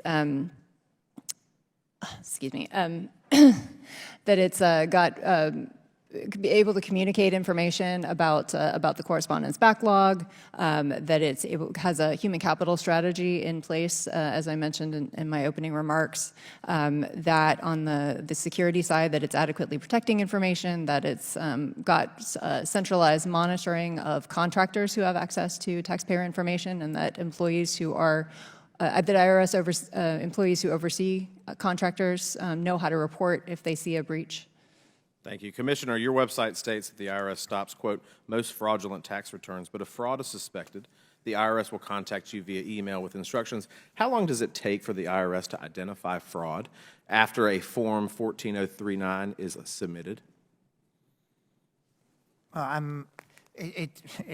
Unfortunately, I have to answer in this way. It depends. I mean, sometimes we can see just with what's submitted, we'll run an algorithm and we'll say something's very, very off, and we'll say there's a fraud situation. Sometimes someone will call with a tip into the tip line. Sometimes the GAO or the Inspector General will point something out to us that lets us know there's fraud. So there's a variety of different ways in which it manifests itself, so there's no set time. Are you able to say whether that rate has increased under your watch or not? It's too early to tell. I'm 7 months in. What I'm trying to do right now is make sure that we're spending our money smartly on investments to improve fraud detection. Great. Commissioner, take it into a different tack here. Has the IRS entered into any MOUs or any other agreement with the Treasury Department or the CFPB for the purpose of sharing consumer-level transaction data? Not that I'm aware of. I'd have to get back to you on that. When do you think that, so you're not aware of any MOUs or other agreements? Not at my fingertips. I'm not aware of that. When do you think that you could get back to us on that? By tomorrow, I'll let you know. So by tomorrow, if there are any MOUs or other agreements, could you provide copies of those by tomorrow? As long as I'm authorized to do so, yes. Great. Mr. Chairman, with that, I yield back. Thank you. Gentleman yields back his time. Thank you very much. We now go to the gentlewoman from Pennsylvania, Ms. Lee. Recognized for 5 minutes. Thank you, Mr. Chair. To get to the core of what a nation values, all one would need to do is look at what its government encourages in tax credits and deductions, what it penalizes, and who it decides to audit. Unfortunately, the biases and inequities embedded in our institutions and history pervade much of the present-day United States tax code. Earlier this year, researchers at Stanford's Institute for Economic and Policy Research released a study showing how our tax system disproportionately targets Black families. These researchers found that Black taxpayers were nearly 3 to 5 times more likely to be audited than non-Black taxpayers. Chair, I ask unanimous consent to enter this study into the record. The shocking thing about this report is that although IRS doesn't ask about race when a taxpayer is filing an individual tax return, IRS's automated selection system disproportionately selects black taxpayers for audits. GAO has been looking into how IRS can better understand how tax provisions can affect individuals and families differently based on their race, their ethnicity, or their sex. Ms. Lucas Judy, can you tell me about what the Government Accountability Office has discovered thus far? So we have ongoing work looking at audit rates and audit selection and equity in audit issues, and that's something that we'll be issuing a report later this year or early next year. But as far as the information that's available to IRS or Treasury or others to be able to look at the potential disparities by race more broadly, we've recommended that Congress help facilitate information sharing between those who are between Treasury and Census and others to be able to do studies on inequities, and also that Treasury consider things other than imputation models to be able to do some of those studies. Thank you. The racial disparity in audit rates is unacceptable, especially when IRS has chronically deprioritized audits on the wealthiest Americans. The number of people with incomes of 1 million has jumped 50% over the last decade, yet audits on millionaires has dropped by 92% in the last 10 years. And in 2021, a team of academic economists and IRS researchers found that the top 1% of U.S. income earners failed to report more than 20% of their earnings to the IRS. Ms. Lucas Judy, GAO is planning to conduct more audit work on this topic, is that correct? That's correct. Commissioner Werfel, what data and evidence are you tracking to demonstrate equity is a priority at the IRS? Yeah, first, Congresswoman, I want to acknowledge how important the question yours is raising. Mr. Werfel, could you move the mic closer? Thank you. First, I want to acknowledge how important your question is. Second, I want to acknowledge that our approach for case selection for refundable credits was racially biased, and we must change it. We have taken the immediate step of significantly reducing the number of audits of refundable credits and shifting that emphasis to high-end tax evasion. And we've also begun making changes to our case selection algorithms to refundable credits to promote equity against all demographics. And we've stated publicly that we'll be providing updates on how this is playing out. We're working with a variety of different external stakeholder groups, continuing to work with the researchers at Stanford. I am very motivated and very inspired to get this right. Thank you. What would you say makes auditing these top earners so much more difficult? Those audits are very complicated. The financial structures are complicated. They hire lots of outside consultants, lawyers, accountants. They litigate. These things take a long time, and unfortunately, as we've been talking about, in the 12 years that predated the Inflation Reduction Act, we weren't making the appropriate investments to keep up. Think about how different the world is in 2023 versus 2010 when our budget cuts started. Cryptocurrency, more international globalization of movement of funds. During that time, it became easier for wealthy individuals and organizations to work to shield their income. We have some catching up to do. Thank you. President Biden issued his first executive order to direct federal agencies to examine their policies and actions and how they may create or perpetuate, however unintentionally, outcomes that are barriers to equal opportunity. Commissioner Werfel, I'm pleased to see that IRS is taking this issue seriously. Earlier this year, you wrote a letter to our Senate colleagues assuring them that you take the racial tax gap seriously. You've already mentioned some of the steps that you all have taken, and I appreciate you sharing that for the record. And I look forward to continuing working with you and with my colleagues here in Congress to ensure our tax system is fair and equitable for all Americans and not just the wealthy elite. I yield back. Thank you. Gentleman yields back her time. The distinguished gentleman from Virginia, Mr. Conley, is recognized for 5 minutes. I thank the chair. Mr. Werfel, welcome back. Great to see you. Ms. Lucas Judy, what happened to the IRS budget between 2011 and 2019? Overall, the budget was decreased. Can you be a little more specific? By $1? It went down significantly during that time. I don't have the numbers in front of me. I apologize. Commissioner Werfel, perhaps you have that number. Yeah, in real terms, it went down roughly 20 to 25%. 20 to 25%. Did that have any relationship at all in terms of the operational performance and capability of the IRS in that 8-year time period? It had a significant impact. Like in auditing? Every dimension of our operations suffered from the lack of resources. Customer service? Yes, Processing of refunds? yes. So, Ms. Lucas Judy, it seems to me if GAO wants to come here and testify about recommendations and compliance by the IRS, you ought to take cognizance and be more specific in your awareness of what happened in an 8-year period. And by the way, all of it generated by this Congress.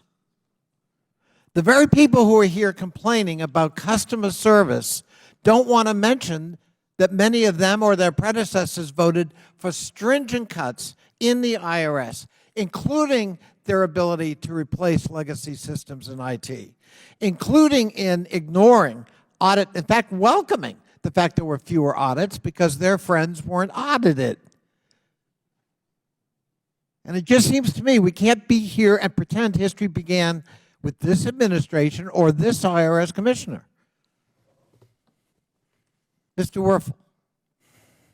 Werfel, we've had testimony from your predecessors about money left on the table, money owed the federal government in legitimate taxes, but not collected because of this capability problem you described.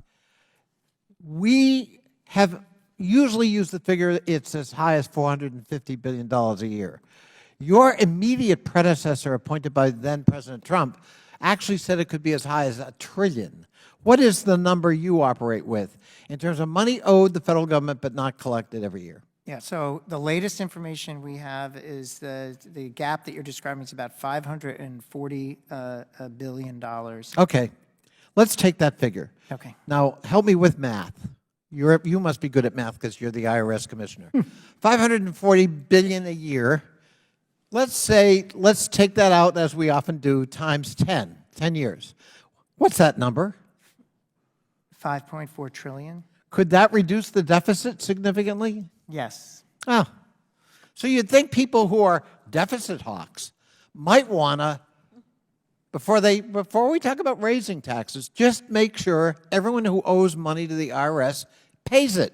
And therefore, we need the IRS to have that capability. Would that be a sensible proposition, Ms. Lucas? Ms. Lucas Judy, excuse me. Thank you.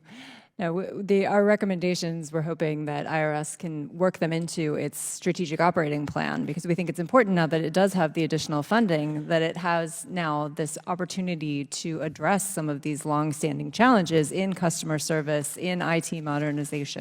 GAO does a great job of presenting every year high-risk categories to Congress, and one of which, by the way, is legacy systems and IT modernization, which I took up and worked very closely with the head of GAO to try to address that, and I think we've gotten pretty high marks for doing that, although IRS remains a case in point where we have lots of progress to make. Shouldn't the fact that IRS itself now estimates it's over $500 billion a year left on the table uncollected, shouldn't that be a high priority for you and for us? It is definitely a high priority. A high priority. Well, let me just say, Commissioner Werfel, I want to work with you, and I hope this committee wants to work with you. We can talk about tax cheats, but every American, if we're going to have voluntary compliance at the high rate we continue to have in America, it's got to be perceived as a fair system, that what's asked of me is also asked of him or her. And we have got to come up with concrete plans to bring that number down as close to zero as possible. And I'm a Democrat willing to even say every one of those $540 billion ought to be first used for deficit reduction, because it's money we don't have anyhow. So it's not a zero-sum game.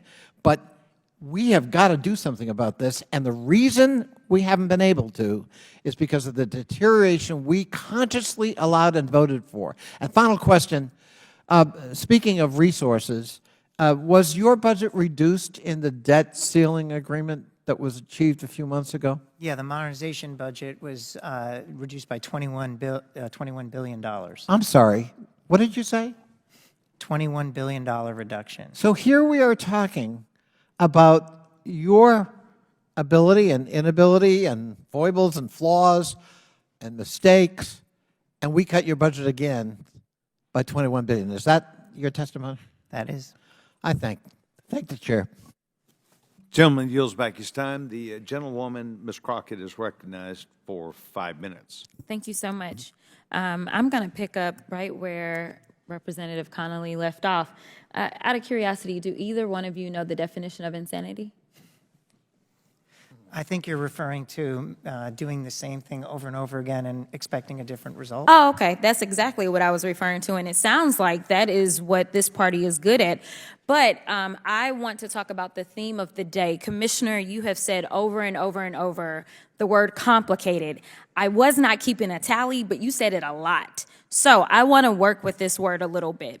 I have a list of items. I would like for you to let me know if you believe they are complicated or not. Tax returns. Complicated. Operating the IRS without proper investment. Complicated. Recruiting workers in this antagonistic environment. Complicated. Auditing millionaires and billionaires. Complicated.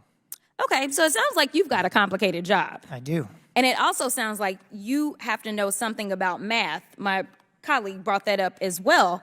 It sounds like you need to be at least somewhat decent at counting to be with the IRS. Yes? Yes. You'd agree? Okay. I'd agree. It's so weird because my colleagues on the other side of the aisle wanted to call this hearing. This is not our first. It's not our second. I've actually lost count myself of how many IRS hearings we're having, and they seemingly feel like they can fix your very complicated issues. But somehow they aren't good at simple math that would get them to a speaker, right. So we've been 3 weeks without one.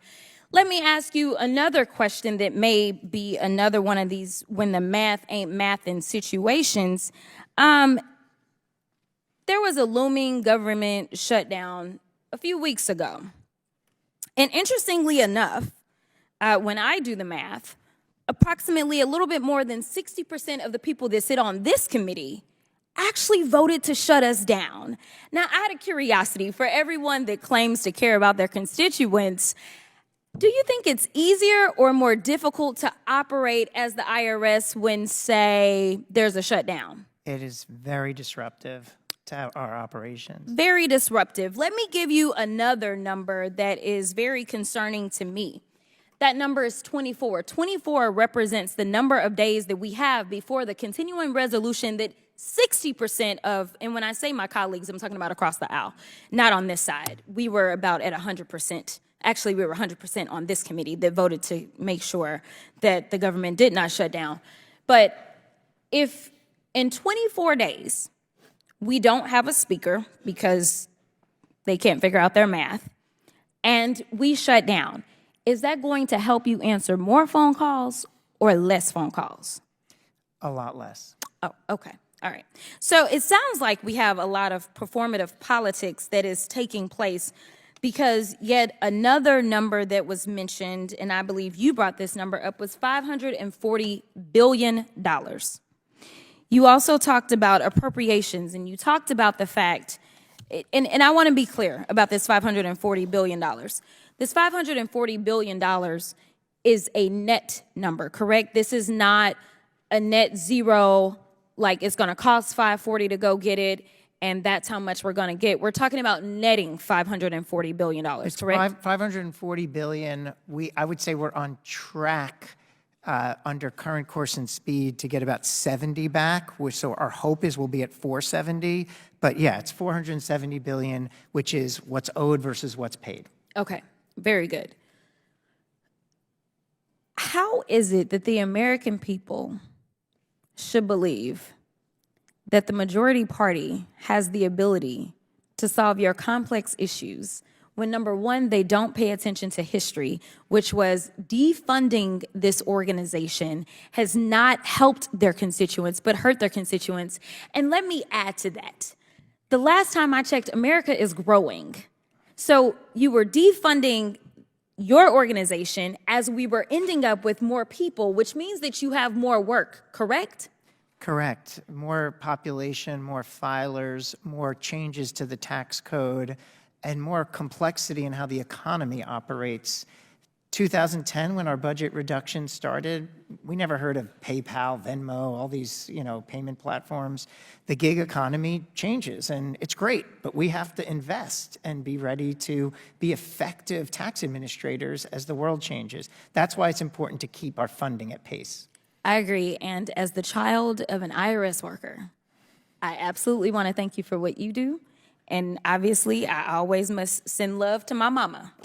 I thank her for what she does for the American people as well. I'll yield back. Gentlewoman yields back her time. The distinguished gentleman from South Carolina, Mr. Timmons, is recognized for 5 minutes. Thank you, Mr. Chairman. It's been over a month since the House Oversight Committee launched our impeachment inquiry into the Biden family's domestic and international business dealings to determine whether these activities compromise U.S. national security and, more importantly, President Biden's ability to lead. We've documented over $20 million in payments to Biden's from fees from Ukraine, from Romania, from China. The list goes on. There have also been many whistleblowers alleging improprieties on behalf of the federal government, what seems to be a two-tiered system of justice. So this committee's investigation is doing the job that the DOJ, IRS, and FBI were supposed to be doing. We initially were told there was no communication between President Biden and Hunter Biden about Hunter's business dealings. That was later determined to be false. Then we were told President Biden never communicated with Hunter Biden's business associates. That was determined to be false. Then we were told that President Biden did communicate with Hunter Biden's business associates, but it was only about the weather. That was probably my favorite one, also later determined to be false. Then we were told that President Biden may have communicated with Hunter Biden's business associates, and discussed business on multiple occasions. But President Biden never received a benefit. He said, "Show me the money."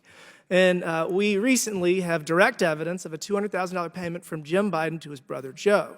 But this is the new one. That's just a loan repayment.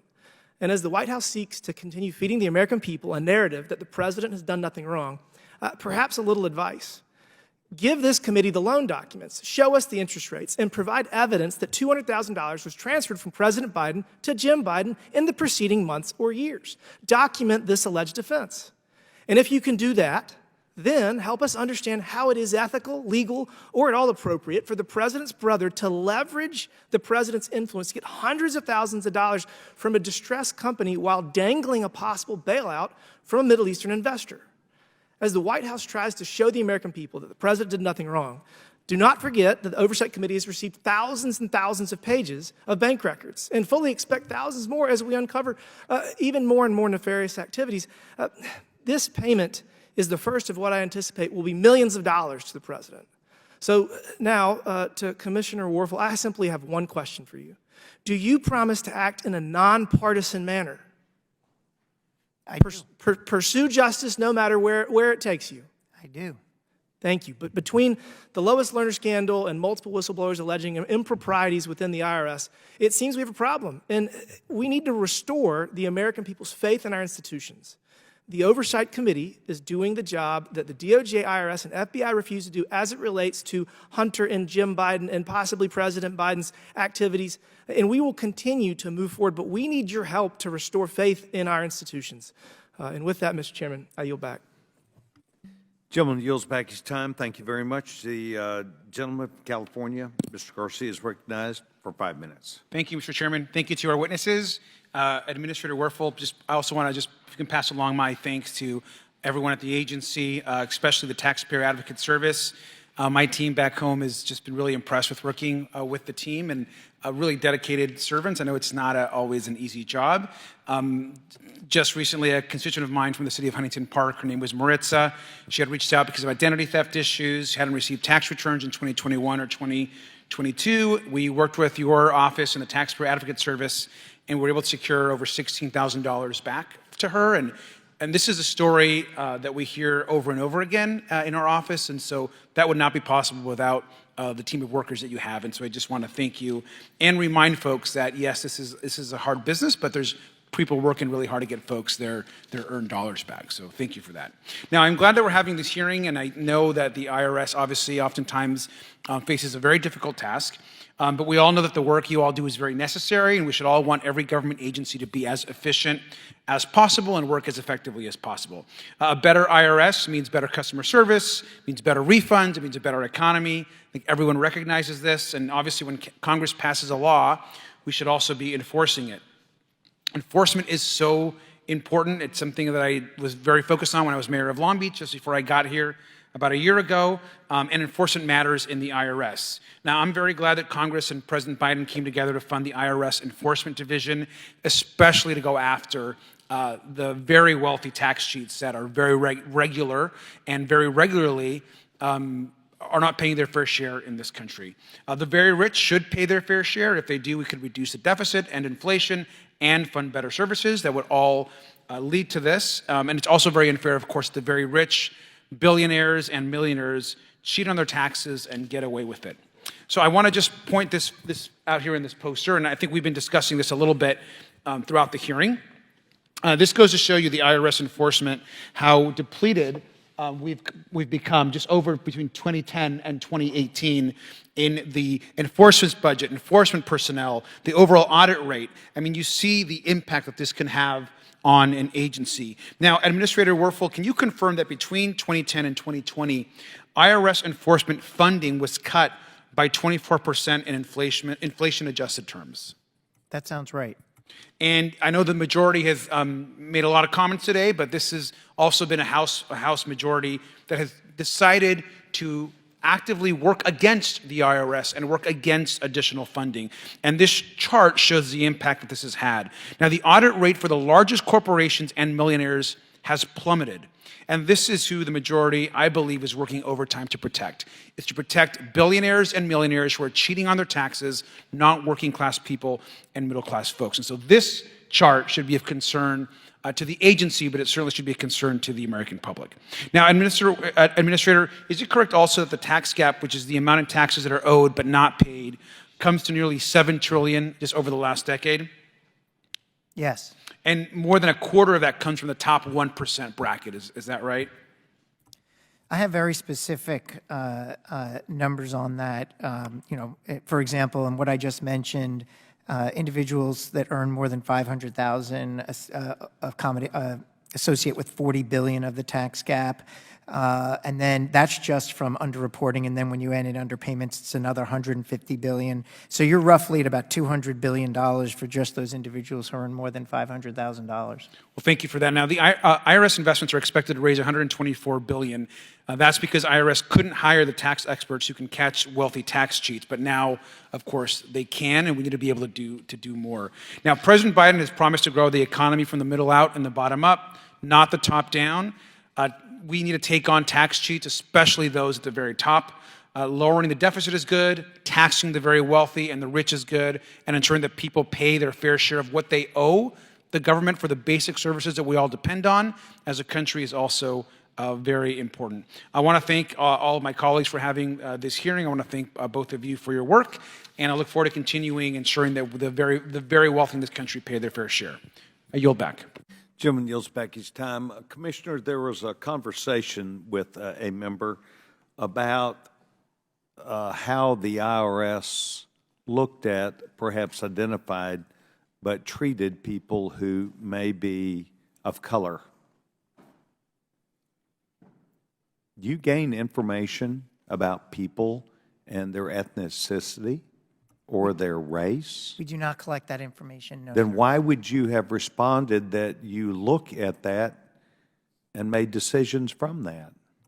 That's not my testimony. What is your testimony? My testimony is that a research group from Stanford University, using what's called imputed identifiers of race, because we have no race data in terms of taxpayers, identified not a disparate treatment, but a disparate impact, basically saying that on average, our audit algorithms are having the unintended consequence of having black families at a higher audit rate than non-black families.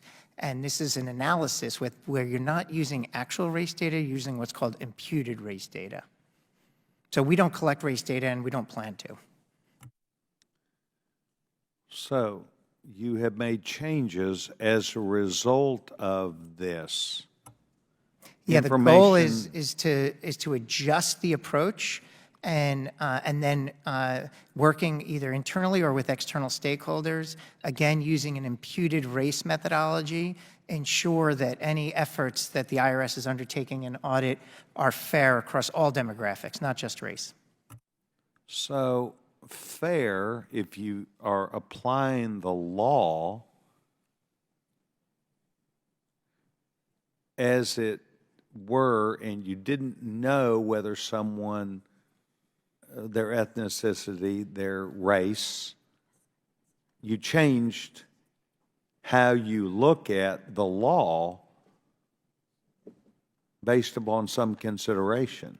I think we have a responsibility to do all of our operations in a non-biased way.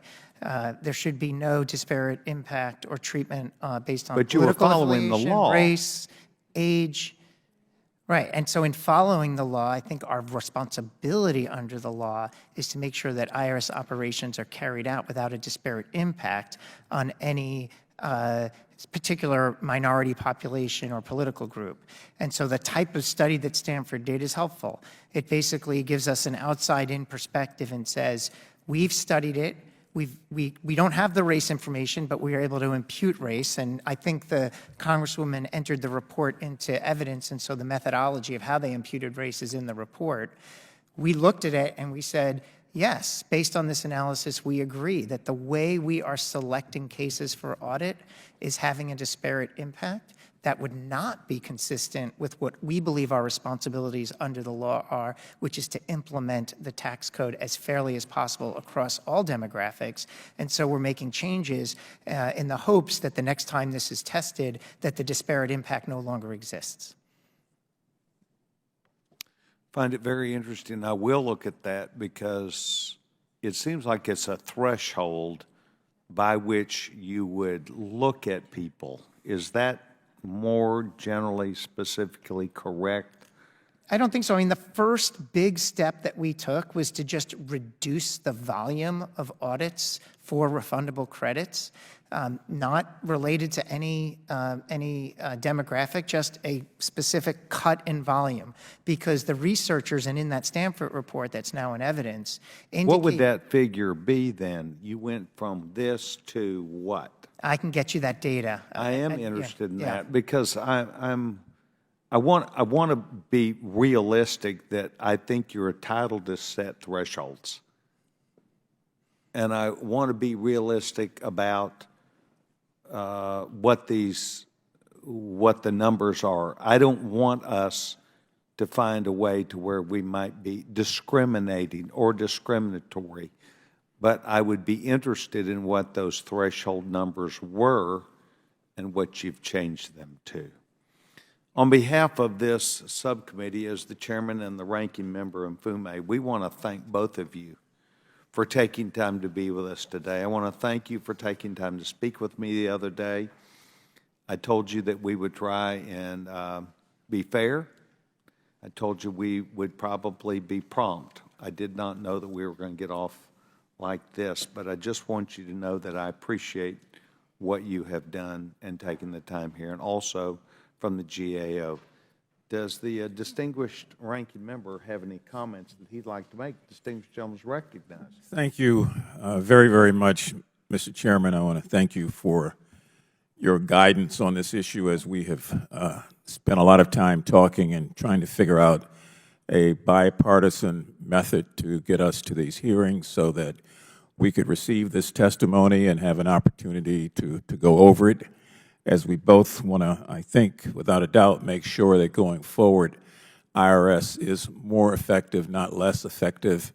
And while all members here have an opinion, it's really up to this committee to set the example. And Mr. Commissioner, I said before, you've got a tough job. You really, really do. There are no silver linings, no magical bullets, and nothing else that's going to set this where we all want it to be on the right track, except hard work and dogged oversight. We do our oversight here, and we expect that you will do dogged oversight in your role I can tell you that the last 7 months that you've been there have been very, very encouraging.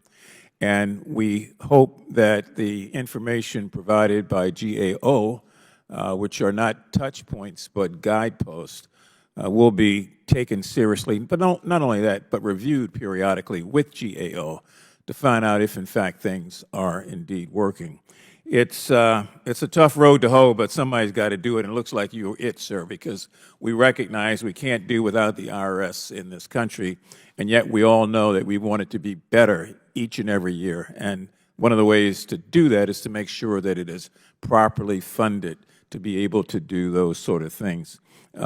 It's been on the record for some time now that IRS has improved customer service to our constituents. We all know it's not perfect. We still get those phone calls in our offices. Our staff still have worked for months and months to work at trying to mildly satisfy and bring about resolution in cases. But I'm glad to report that it's getting better. IRS is opening both permanent and pop-up taxpayer assistance centers to help communities. And trust me, sir, those are very, very needed. A lot of people don't know where to turn. They want to do the right thing by compliance and complying with the law, but they just need, in this instance, a helping hand. So I look forward to talking more with the chair about this. We really believe that as the oversight body here, it's our function, but more important, our duty to try to find a way to get answers and to provide the larger American public with one sense and some sense. There's continuity here, but that there's also cooperation here as we try to move forward. Mr. Chairman, I have a couple of unanimous consent requests that I'd like to read into the record. I would ask unanimous consent to enter into the record this letter that is dated July 19, 2023, from a coalition of more than 200 national, state, and local organizations and research organizations, including Texas Area United Way, RAISE Texas, the Unitarian Universalist Fellowship of Hidalgo County, Texas, and the Michigan League for Public Policy to the IRS Commissioner in support of the IRS Free File Program. Without exception. I would also ask unanimous consent to enter into the record a Treasury Department press release entitled Filing Season 2003, a report card IRS delivered significantly improves customer service and the IRS's strategic operating plan for 2023 to 2031, which outlines the organization's plans for implementing the $80 billion coming from the Inflation Reduction Act. Without objection. And finally, Mr. Chairman, I would ask unanimous consent to enter into the record a statement from former taxpayer advocate Nina Olson, an accompanying letter dated June 21st of this year from the Executive Director of the Center for Taxpayer Rights, Nina Olson, to the Treasury Department and IRS Commissioner Werfel regarding the implementation of IRS's 2023 to 2031 Strategic Operating Plan. Without objection. Thank you, Mr. Chairman. I yield back. Thank you very much. Before I end this, I want to say that Mr. Mfume and I attempt to run this with an understanding about working with each other in a fair manner, not only to our members, but also to the witnesses that we ask to come and appear. We do expect them to appear. We do expect them to follow our guidance of working with each other. But when we end this hearing, we want to come down and shake your hand and thank you for being here. With that, and without objection, all members have 5 legislative days within which to submit material and additional written questions for the witnesses, which will be forwarded to the witnesses. If there's no further business, without objection, subcommittee stands adjourned.